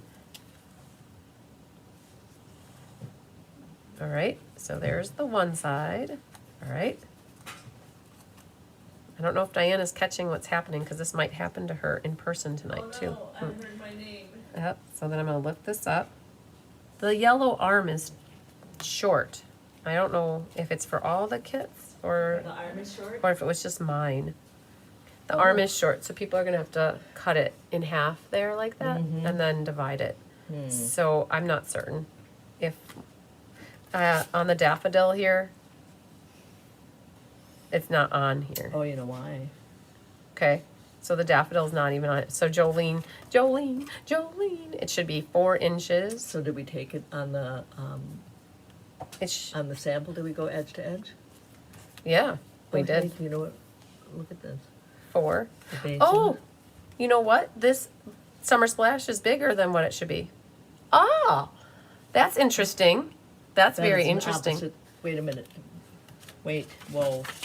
Ah, No. This goes on this top. is 4. Doesn't this go on top of the card? This one's 4 by 5 1/4. Are these the Summer Splashes? Were not the same size. Look at that. Okay, So this is cut incorrectly is what was happening, and I didn't catch it. So what everybody live and in person, the Summer Splash is actually 4 1/8 and not 4. So everybody should cut it down to 4, and then their yellow arm will be big enough. Now I've already got my DSPs all glued on, so there's no way for me to adjust it now. It's done. It is what it is. Right. And that's why the green ribbon was going to be too short for me, because of that 1/8 of an inch. Okay, There we so go. there we go. Everybody, we figured it out. So you're going to have to cut, and I'll have to make a note when I email everybody, that this Summer Splash, one of them is, now had I had that for the inside, I would have been able to figure it out right away, but I glued the right one on the inside. So, all right, well, we figured things out together, see? Okay, so you just have to cut your Summer Splash. Okay. All right, so you guys, what I did is, because I didn't catch that, and I don't know why it would happen, but it'll all work out. The cards are gonna look good. What happens though is this guy right here is not gonna quite be long enough to go the whole width, like length. I'm gonna have a little bit of extra work for myself on this. So that's what's gonna happen. It'll be okay. But we're gonna have to do here, I have to adjust on the inside here I'm gonna do that on the inside. It's all right, you guys, we're gonna make it work. But I wanted that to be down Okay, I'm gonna run home and get ready. just below the center, because I like the way that looks, right? And we're gonna do the same thing on this side. Now this is good learning experiences in case you guys make issues like this at home where you don't quite have enough ribbon. See, now you'll never know that I didn't have enough ribbon, right? Right? It's all good. So, all good. Perfect. So now we're gonna button this up, and we're gonna look at it, and it'll be quite all right. So, and then on the inside here, I'm gonna just also put a little bit right there. And then once you have that stage where you want it to go, then take those dimensionals off and then plop that down. See, I like the way that flows better versus being up higher. Now, oh man, if before I would have put this down, I could have just shimmed off like a 1/16 of an inch off of each side, but it's good. It is what it is. You guys, this is creating on the fly, and sometimes we need to improvise. So what size is the Daffodil Delight strip? It's supposed to be 4 by 1, I think. It's a 4 by 1. So yeah, we don't have that on here, Jolene. So it's a 4 by 1, all right? It must have been like a last minute, like what we call a wardrobe change or design change. Right? When you're on a movie or something and you're like, oh man, we gotta change clothes really fast. All right, that's what happens. All right, so we're gonna see a little, on my sample here, a little bit less yellow on the left and the right. And we're gonna see the appropriate amount on the top. So, but all in all, you guys, what's wrong is really the Summer Splash is supposed to be 4, not 4 1/8. But look at how this looks different, right? I think that this is more aesthetically pleasing to the eye versus this Jimmy Jog down. So just know when you guys get kits, you can always adjust things, right? They're your card kits to do with them, change them up, make them pretty, however you want to put them together. You can alter them and deviate from ours. That's where your creative abilities come into play. All right, got our envelope flap done, right? Now, what happens on this one is we've got 4 cards. This one we use the Shy Shamrock. Even though this is Summer Splash, we saved the Summer Splash for the last card. So these are very close. Don't ask me why they're so close. They're so close. But we're gonna put the Summer Splash on here because they actually look really nice on here. So I've got the big, the medium, and the small like that on that one. So then we can do a little bit of Stella-ing on our foliage here. And you can Stella your ribbon a little. Okay, so again, Jolene, it's a 1 by 4. Simple, easy little strip across the back. All right, and hopefully you guys learned a little bit about how you might not want to glue this until you have this top and then kind of work from there. All right, so from there, you can't even really see that Summer Splash is that much bigger. It really kind of is in disguised. And if you guys want to keep your Summer Splash that big, you'll have to do what I did here, cutting those 2 pieces in half. All right, perfect. So now we have this one officially done. Then what we're gonna do is come back to this guy right here. And what I've got is a big in and a medium in and a little in right about here. So those are the summer splash gems that got put on this card, right? Move him just a hair right there. All right. So that one's done then. And we'll come back to our Pinkalicious card here. And this one has what we did on this one. I've got the big guy down here by himself. Oh, that's purple. One moment, please. We want pink here. And then I've got the medium and a small up here. All right. So that's how that guy turned out. And then our last card is our Purplicious card, and we'll save our Petunia Pop Gems for that. So bring this in, bring your last card kit in. Let's zoomer it out for a bit. And then we had on this one, the envelope flap is a little bit bigger. So what we'll do is we'll glue this piece right here, our flap. There's no direction to the flowers, so that could go here.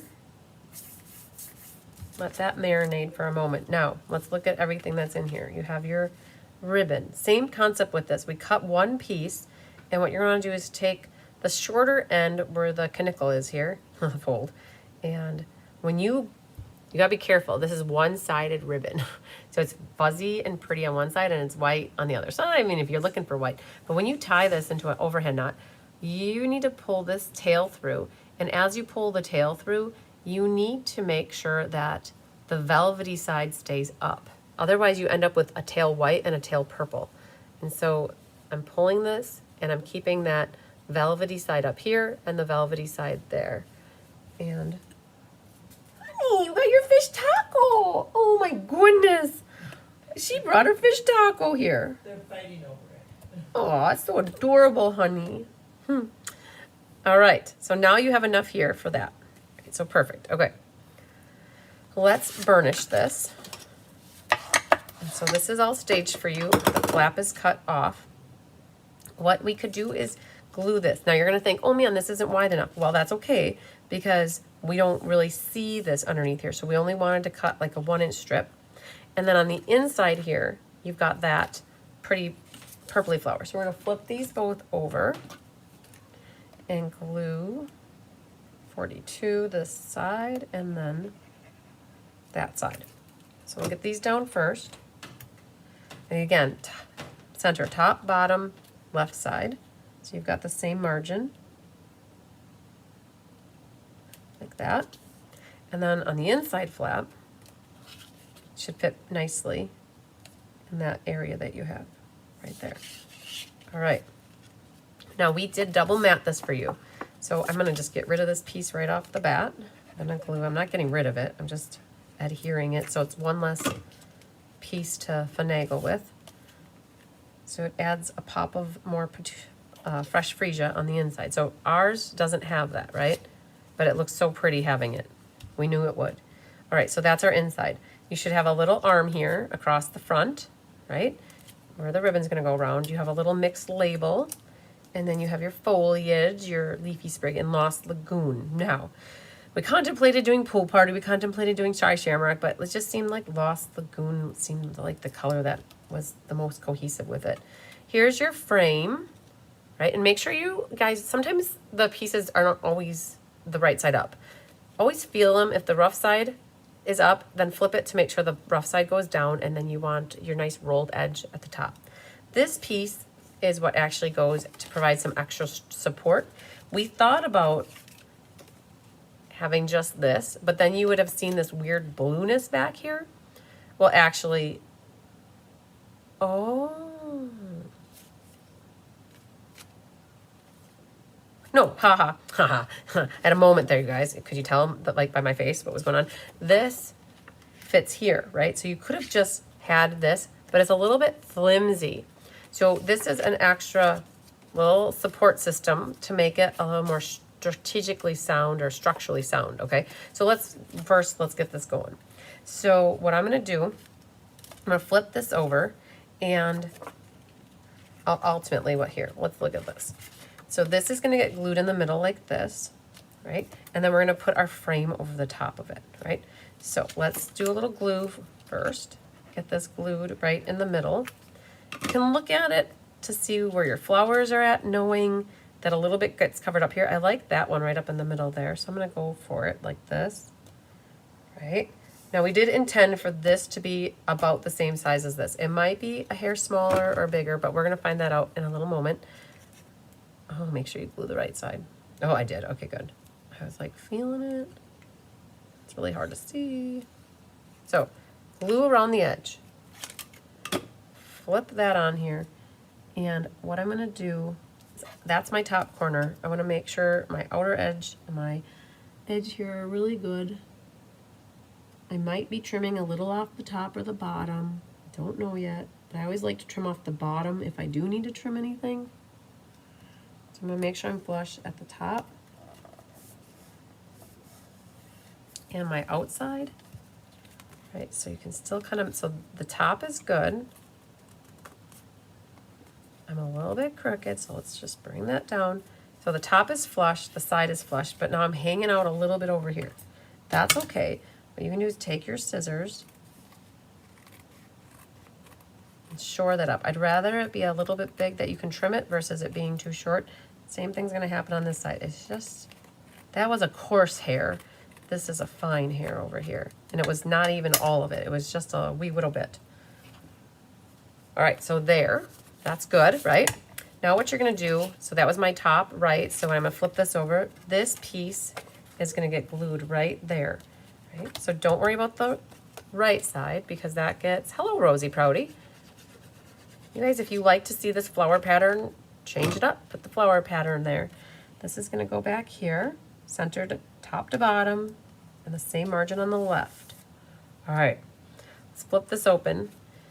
We did pop this off on the, so right on this edge over here, we popped it up. This is eventually gonna go right about like that, okay? So we're gonna pop it up. So if you have black dimensionals, that's great because this Blackberry Bliss is really dark. And so I'm gonna run some dimensionals right down my edge here, like that. And then that's my top right, so I'm gonna flip this. And then I'm going to run my dimensionals along the back left edge of this one. Now, hopefully, the way this works is they shouldn't overlap, right? Because if they overlap, that would be bad. So I've got them that basically they're on two different tracks right here. All right, so then these can all come off. And by using the black ones, they're very discreet if you look at it from the side. Where the white ones, you definitely see them. Better late than never. So true, Rosie. All right, so then now, what I'm gonna do is I'm gonna line up this edge so you don't see that fresh freesia peeking out. I'm gonna have the same margin on the bottom and the top and that left side, which is actually my right side, and then I'm gonna drop it down like it's hot.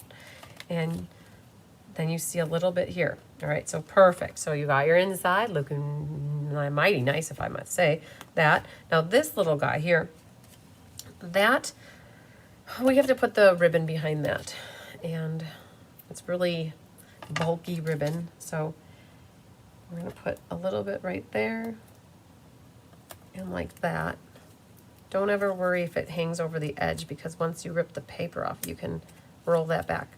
I have this ribbon south of the border, so go to the middle and bring it down a hair. That's what I did. Now, if you want it right out of the middle, you can. I thought south of the middle because then it comes out right below the peak on the side there. And then that tail flips over like that. And you are going to need a little bit more.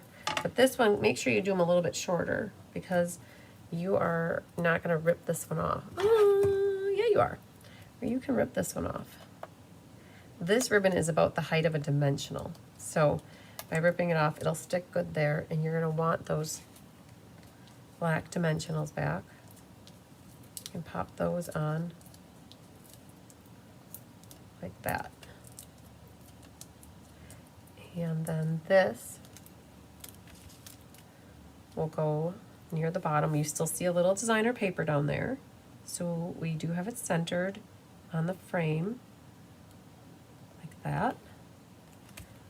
And then this guy is going to tuck underneath. You don't really see the stem coming out the side there, so, and you can have that bottom branch coming a little bit over the ribbon if you want. But you're gonna grab, pull it, flip it over, and strategically place the liquid glue. It doesn't have to be everywhere. And don't have so much that it oozes all over town. That sounded bad, sorry. Oozes all over the place, wherever it's going, right? All right, so then this, as you slide this in here, you gotta get your tail underneath. You can bring this little branch over the top. This little guy goes kind of to the edge. It's all kind of sitting inside the frame, right? So something like that. Nice. Label says thank you. No, thank you. No, thank you for everything. And on this one, what do we have on the inside? Oh, nothing there. Oh, we've got that little guy. Okay, so thank you for everything. Can go right in the middle of this label. So you guys, all you need for this one are sentiments and whatever focal images you want on the inside. And then this guy, oh, this is a cool stamp actually. Looks like a lupine to me. And I'll get it going like that. Let that marinate for a moment in time. And that a second. Perfect. Okay, so for those that want things to not be growing out of their page, like or your sheet, if you wanted that to be a little bit further down, you could take your Blackberry Bliss marker, and look at that. It's caught, it's growing out of the bottom now.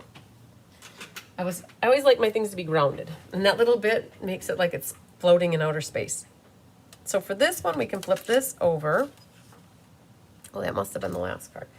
All right, we can flip this over and put a little bit of liquid glue here. And that goes on the inside. Stamp your sentiment if you're gonna stamp a sentiment. I would definitely do that first before gluing it. Isn't that cool? So that little bit of adding that fresh freesia, it does enhance it and it ties it into that piece. Then that's it for the inside.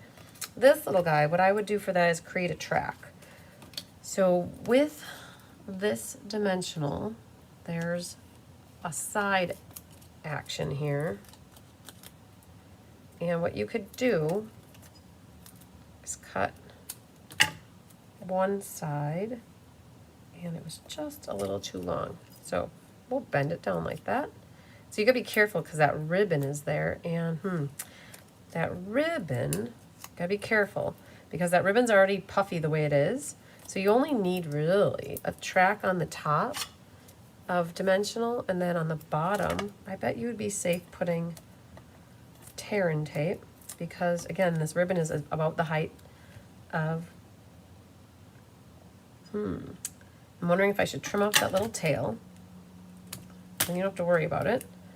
And the ribbon's the height of the tear-in tape, or the height of the dimensional. So we're gonna put that right about there. And then now you'll need your glue dots. And I'm gonna put a few of them right, half on the ribbon, half off the ribbon. And then we have it right here. That can go right on top of those glue dots.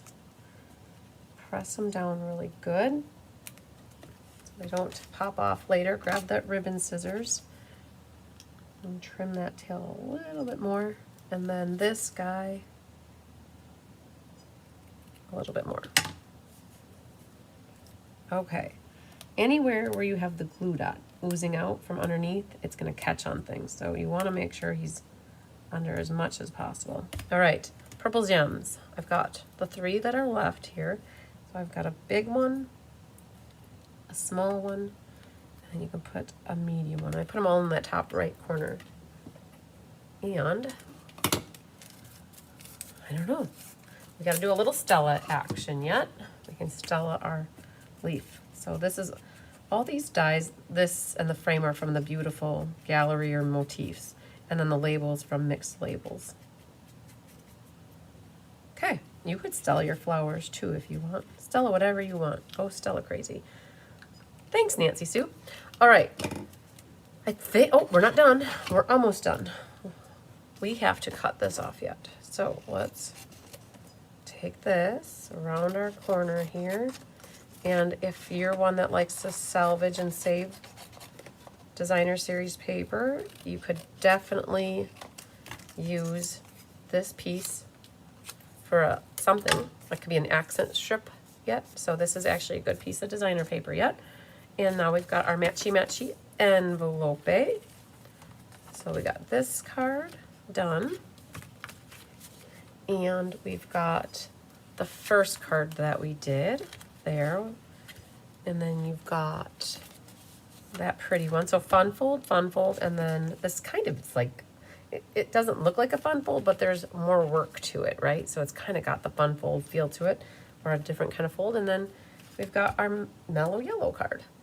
So, you know my question that I always ask when I'm near the end is, what's your favorite card? If you have a favorite, I think I would have to pick the purple one. I absolutely love how we did that fold, and when you open it up, you've got two different complementary designer papers, and I love this one. I do.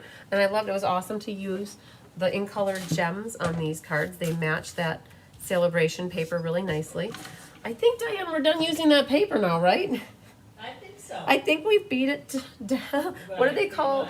Beat it like a dead. We don't have to beat the dead horse anymore, right? So I feel like we did so much with this Bloom Impressions Designer Series paper since January, and I don't think we have any left at this moment. I think between the Stamp-a-Stack and the fun folds that we've done, and Let's Just Stamp, I think we used 2 Let's Just Stamp classes with it. Yeah.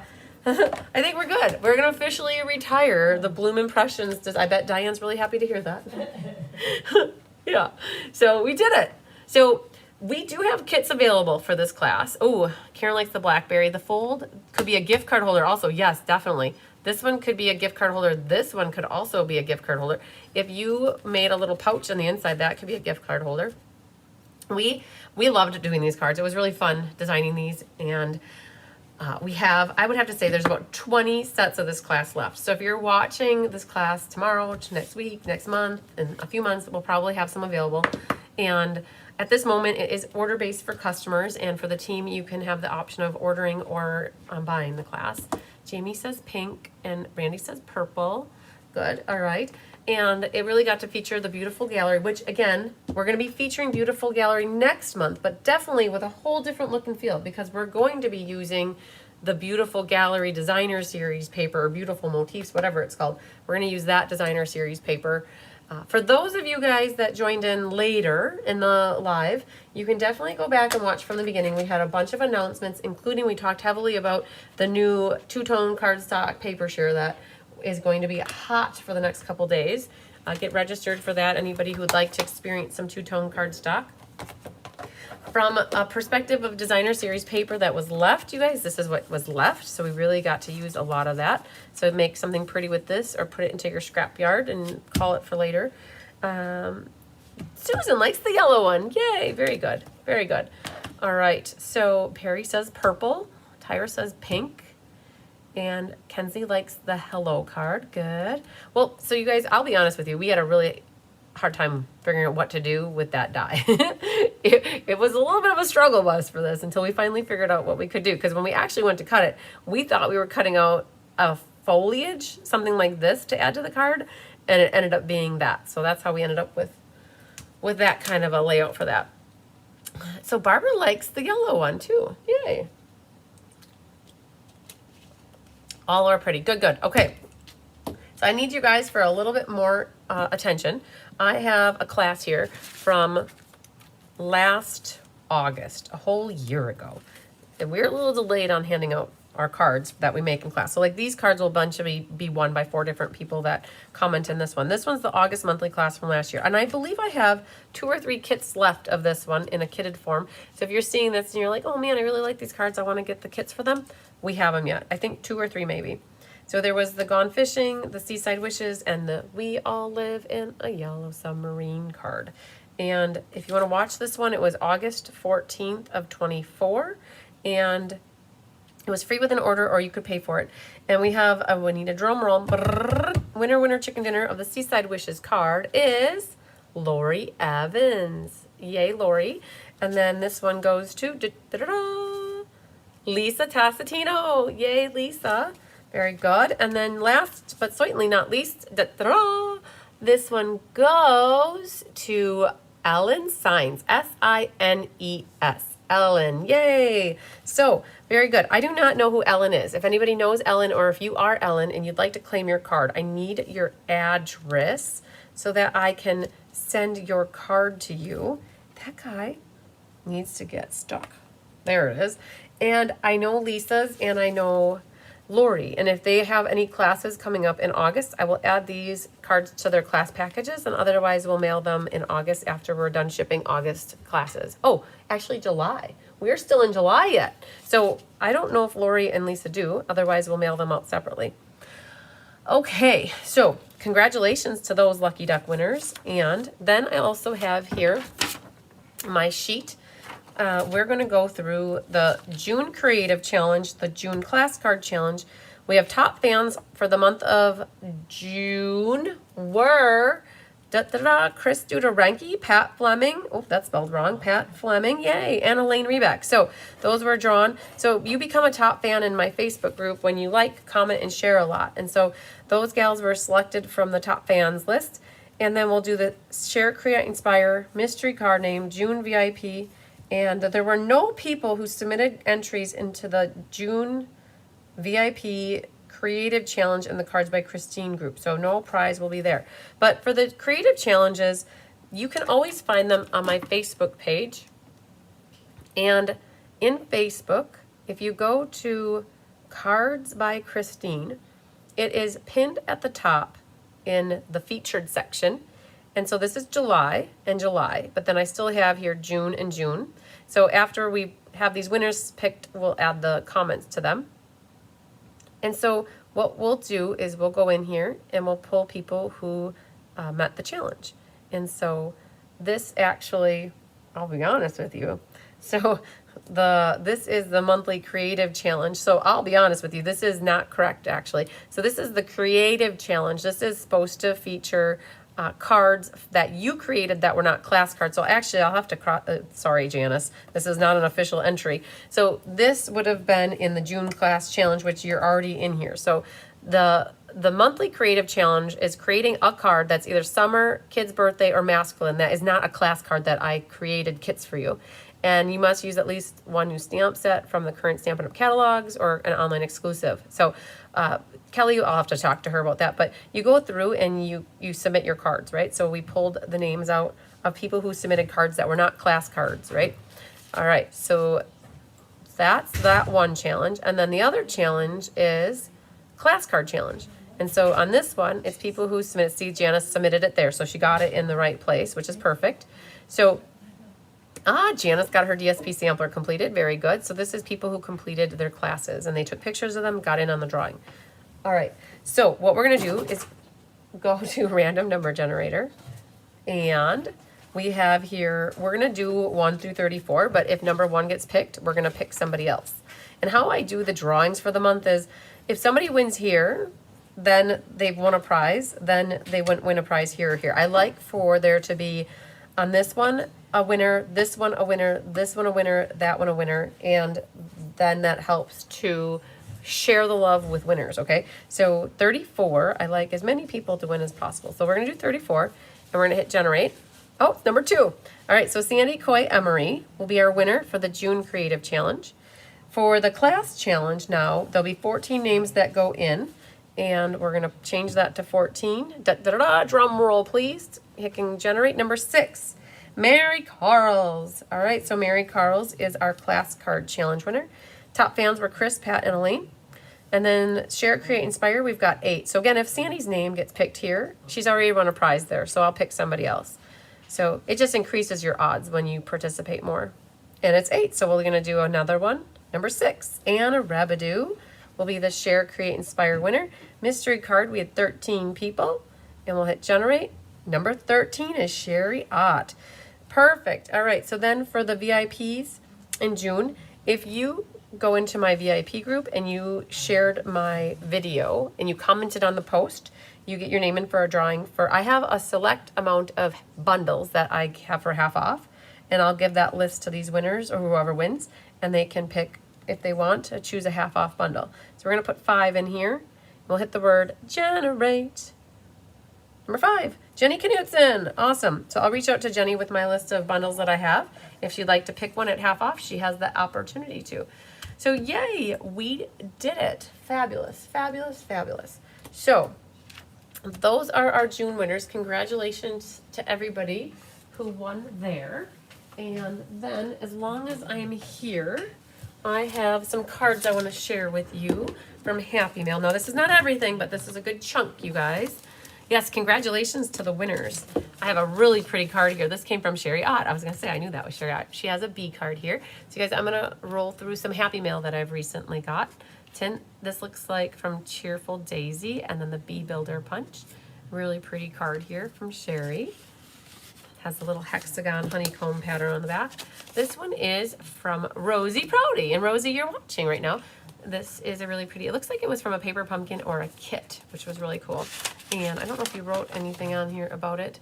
The thank you card is for the, oh, she received a door prize from me. So I got a thank you card, so yay, that's right. So very pretty card here. I love the purple flowers that you sent me. This one is from Jean Terwilliger, and she used some of that seam binding ribbon that was from Sale-a-bration, and the You Are Remarkable and Textured Notes dies, and the Mixed Labels die here. Little painted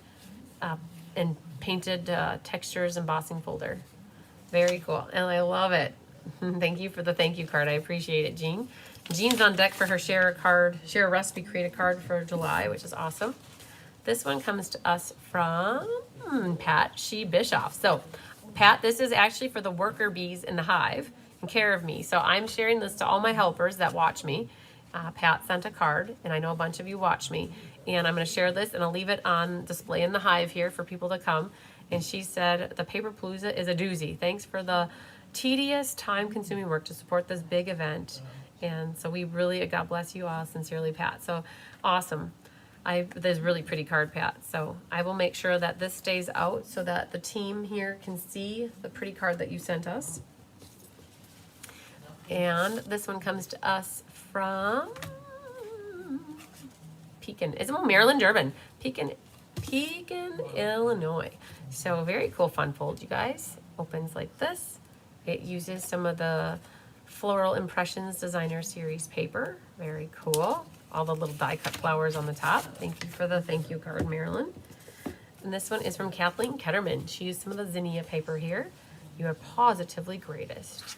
The greatest. So inside really pretty too. So she wrote on a little love note here, so I can use the card again, which is awesome. She used some of that diagonal stripe ribbon. That's part of a 2 combo pack. This one is from Pat Smothers, and she used some of the stylish shapes using the circles and that birthday paper from last annual catalog. Really cool inside. She cut the flaps and put the sides down.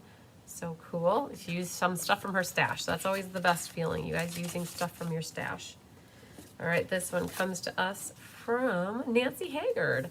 She decorated the envelope really cool too. It must have been decorated slightly. This is the celebratory Sips paper. Some of that new 1/4-inch white ribbon, and sending you a handmade hug. Some of the holographic gems. That was the prize patrol for the Stampin' Find the Sun. Yay! I love it. So thank you for that card, Nancy. This one is from Sandy Coy Emery, and it's using that magnolia paper. And so what's cool about this is it flips down like this, and then it opens up, and she's got a little pop-up in the inside here. So cool. Very cool. And then you can just put that flap right back down. and it fits right in there. So it's a cool little fun fold. I love it, Sandy. Thank you for that. This one is from, oh man. So there were it's either Patty Wright or it's Maria Gilbertson. Maria Gilbertson, this looked like your swap card. But then I also thought it was from Patty Wright. So Patty Wright, if you're watching, this could be from you too if you had that like that. I think that this is actually Patty Wright's card. Maria Gilbertson's swap card looked almost identical. So you guys are on the same wavelength if that's the case. So it's using the Totally Cute paper and some of the hexagon gems. Really cool. So I had to guess that was Patty Wright. Okay. I didn't save the envelope for it, unfortunately. This one is a blast from the past. This is Sherry Everett's card. This is from our Stamp-a-Stack that we did in August of, I think, 2 years ago. I'd have to guess now. So I love this card. It was so much fun. Oh, it's so pretty. It was that die cuts that was part of that paper. It was fun. It's like a 14 card Stamp-a-Stack. Hi, Holly Poplo. This is in the Inspiration Hive if you guys are looking for that under Stamp-a-Stacks. All right, this one is from Rita Steffi. Yay, Rita. So she used some of the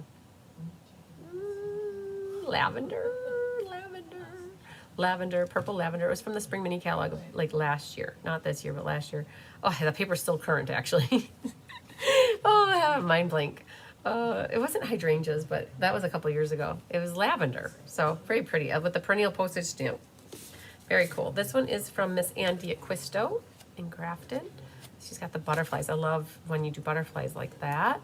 And then they look like they're 3D and they're flying on the card. So life is wonderful. And she's got the best cursive writing. I love it. So good job. I love that card. The matchbook card, think that was called a matchbook card. Yeah, it definitely looks like a matchbook card. This one is from Pat Fleming. And she's got the country birdhouses here. So it's a little fun fold as well. So that opens like that. And she's got a little flap here. Super cool. So the birdhouse has a front, and then on the inside, and then on the inside. So cool. And so this opens like that. Very cool. Fun fold. Fun fold. This one is from Vicky Rodriguez, if I'm not mistaken. Nope, Frances Rodriguez. Okay, I saw Rodriguez. It is Frances Rodriguez. She's got a little loop, some loops and a tail there. A note of thanks. I love the flower. And scallop contour dies, I think is where that came from. This was Sending Smiles. I believe that sentiment came from. And I'll thank you with all my heart. And I love it. Good job, Frances. This one is from Susan Bellamy, Lakeland, Florida. Purple and green, two awesome colors together, and a pretty little bow on the side. She sent me an envelope that matched, so I'm all ready to go to use this card. Sending many thanks for all you do.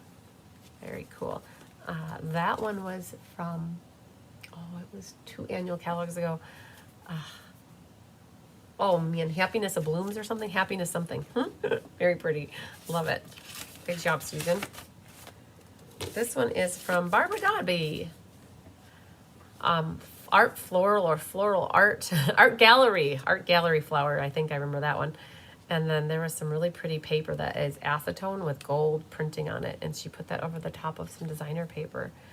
Very cool. Hey, that sentiment is from the Happiness of Blooms. So very cool. I love those little rhinestones on the side. They were the in-color gems. Very pretty, Barbara. This one is from Gail Barden. And she's got a Poppin' Up card here. So this actually goes like this. It's a fun fold. All right, so Poppin' Up to say hi. She's got some designer paper on the side, which is so cool. And then the back is where she's got her love note and some extra die cuts for the back. Just a little thank you. Very cool, Gail. Love how that fold is. You did a really great job. I don't think I've ever done a fold quite like this. So that was a great one to case. All right. This one is from Chris Robinson. So Chris, it's so funny. She used the same Memories and More products as Anne did. This was the one with the painting brush. So really cool, and I can reuse that. Very cool. And then this one is from Miss Pat Shee Bischoff. She's got her envelope flap decorated. She used some of the die cut pieces here from the Storybook Moments Designer Series paper. I love it how she did the inside. Ah, she liked, so this is for the Stampin' Up on the Sun. We always do a Zoom meet and greet for the big events that I do, so it allows people to have the opportunity to see each other face to face and get to meet new people. Very pretty card, Pat. Love it. Using that timeless plaid paper. This one comes to us from Laura Sullivan. Very cool. She used this, oh, I'm trying to remember if that was from card bases and envelopes that matched. I can't remember where it was from, but it's so pretty to see it in person on a card. Happy birthday. So I got a birthday card I can use. Good job, Laura. I love it. Just, I have about 6 more left, you guys. All right. So this one, oh, very cool. This is from Kelly Lamb, my cousin. You guys know Kelly if you watch me. She does the kit classes and she does the paper pumpkin classes, and it says, thank you for always being there for me. Look at her little loopy loops on the side. This was using that Daisy Daydream kit from March. You guys, I gotta read it. I love how card making has brought us together and strengthened our bond. You do great things and are such a beacon of light for so many. I am so blessed to be part of this journey and look forward to what the future has in store for both of us. Keep up the great work. Love, Kelly. You guys, she had left this for me, and in the inside, she had a thing here that says 2 scoops. And it was jellyfish furry plush. It was something that she found, and she had to put in here that it says 2 scoops. So I thought it was awesome. So that was from Kelly. And this, you guys, is so awesome. This came from Anne Bellinger, and she sent, and I've been feeling really bad. She sent this to me, and it arrived the week before we left for Disney. And it was so cool. She made one for me and one for Kelly, and she used the notes and totes, and she shipped them flat. But all we have to do is glue this bottom together, and I'll do it later, but she sent us these awesome little mini bags, and she has this black organdy ribbon on the side. It was so pretty. So here's a cute little idea and then this actually just pops up and then you glue it, and you can make cute little candy things with this. So cool. So Anne Bellinger sent this to us, so I love it. It's super cute. This is from Miss Julie Bontrager, and it's a little thank you card. So she's got a little black foliage on here with some ribbon and then embossing. Yeah, very cool. So she loves the rulers and the pillow gifts. Yes, I love it. We did really good, I think, picking out what we did for attendance gifts for these last couple events. This one comes to us from Miss Jennifer Knudsen. Oh man, Fitting Florets was this paper, I think. And a little sympathy card here for my family. I had actually put that. So all the sympathy cards that you guys sent me, I saved them so that my parents could look at them, so that they could see all your words of encouragement and uplifting notes. This is from Sandy Coy Emery. She sent me a Independence Day card. And then she also got her hands on some of the invisible Post-it notes. So it's really cool that you can reuse the card then by taking off the invisible Post-it note. But it looks like you can see right through it. So very cool, Sandy. Good job. And then this one is from Miss Elaine Rebeck. She sent me a 4th of July card too. She used some fireworks and celebrate on the inside. And it was a great 4th of July. Enjoy the noise of the season. We sure did, Elaine. I hope you did too. Very pretty card. Thanks, Elaine. And my last one that I got here is from Pat Fleming. And this one is the Everyday Arches ink paper scissors. I do have some of this class left too, in case anybody's looking for it. And she used that metal plate back there. Or I guess we did, I think. This is probably the kit from class. A warm hello and because you're awesome. So, and she did her envelope flap. All right, you guys. Well, that is what I have for Happy Mail from probably the last 3 weeks. It does not include all of the amazing cards you sent with the passing of my grandma Bertram. I have all those cards, and there is quite the stack. I will save those for another class. And plus I have some at my mom's house yet, because in my mom and dad's house. I still have that they're coming in, and so I've been sending to them. And then when I get them all back and have a complete collection of the cards you guys sent my parents and to me, I'm going to do a showcase showing all that Happy Mail. So lots of beautiful cards and words of encouragement and uplifting notes in the family's time of sorrow. So we appreciate all your guys' outreaching and support. We appreciate it so much. So, all right. Well, thanks, Randy. We'll definitely enjoy the rest of the day. It is actually date night. Diane's got class tonight in the Hive, so she'll be doing the class that we just did right now. She's going to be doing that in person tonight with a group of people. And Tyler and I have dinner plans with another couple, and so we haven't spent some time with them in a long time, so we're going to catch up, and we're going to go out for date night and meet our friends. So I've got about an hour and a half before that kind of happens, so we're going to kind of see where we're at in the Hive and get things rolling. And we're going to continue to get stuff ready for shipping for partially between Thursday and on Tuesday. We'll wrap everything up. Whatever we can get done this week, we will, and whatever needs to wait till Thursday will. And I don't know, if you guys, again, no rush though. We're not planning to ship until Thursday and also next week, Tuesday. So I have a collection of emails that I have from the last week that I need to get through. And also, if you want to get signed up for the two-tone cardstock paper share, I'll be watching that so that when it's time for me to order, I'll get that stuff ordered right away for those that get registered. And yeah, it should be good. Thank you, Tyra. I appreciate that. Oh yes, and Joy Moody, you guys. I have a note from Joy Moody. I am so happy that she put a note on here. She said, keep praying for her husband, Rick. He has chemo on Friday. And she also sent me a note that she wanted me to let you guys know. You guys, your outpouring of support and love to her has been amazing. I'm going to read to you what she wrote so that I told her I would pass this message along. She said, she said, oh my, I'm crying right now. I received cards and donations in the mail just when I truly needed it. Please pray. Please, when you're live next, thank the special people in this group. If I'm not there, I can't thank them enough. So she's here now, and that helps. So I'm sorry, Joy. I meant to say that to everybody in the beginning of the live, but she does appreciate your support, you guys. Her and her husband, just all the prayers that they can get. And I know that some people sent donations her way too. It's so hard to even fathom thinking about being able to pay the rent or paying the bills that you have on a month-to-month basis. So she appreciates all the donations that people sent to her and her husband. So yes, and continue to send the prayers her way.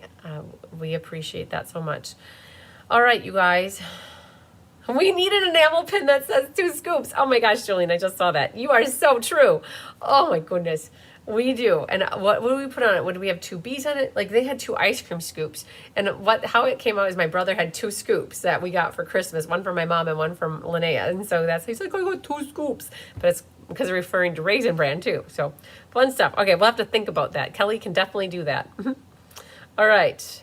If I missed answering anybody's questions, please don't hesitate to reach out to me privately. I can answer anything you guys need.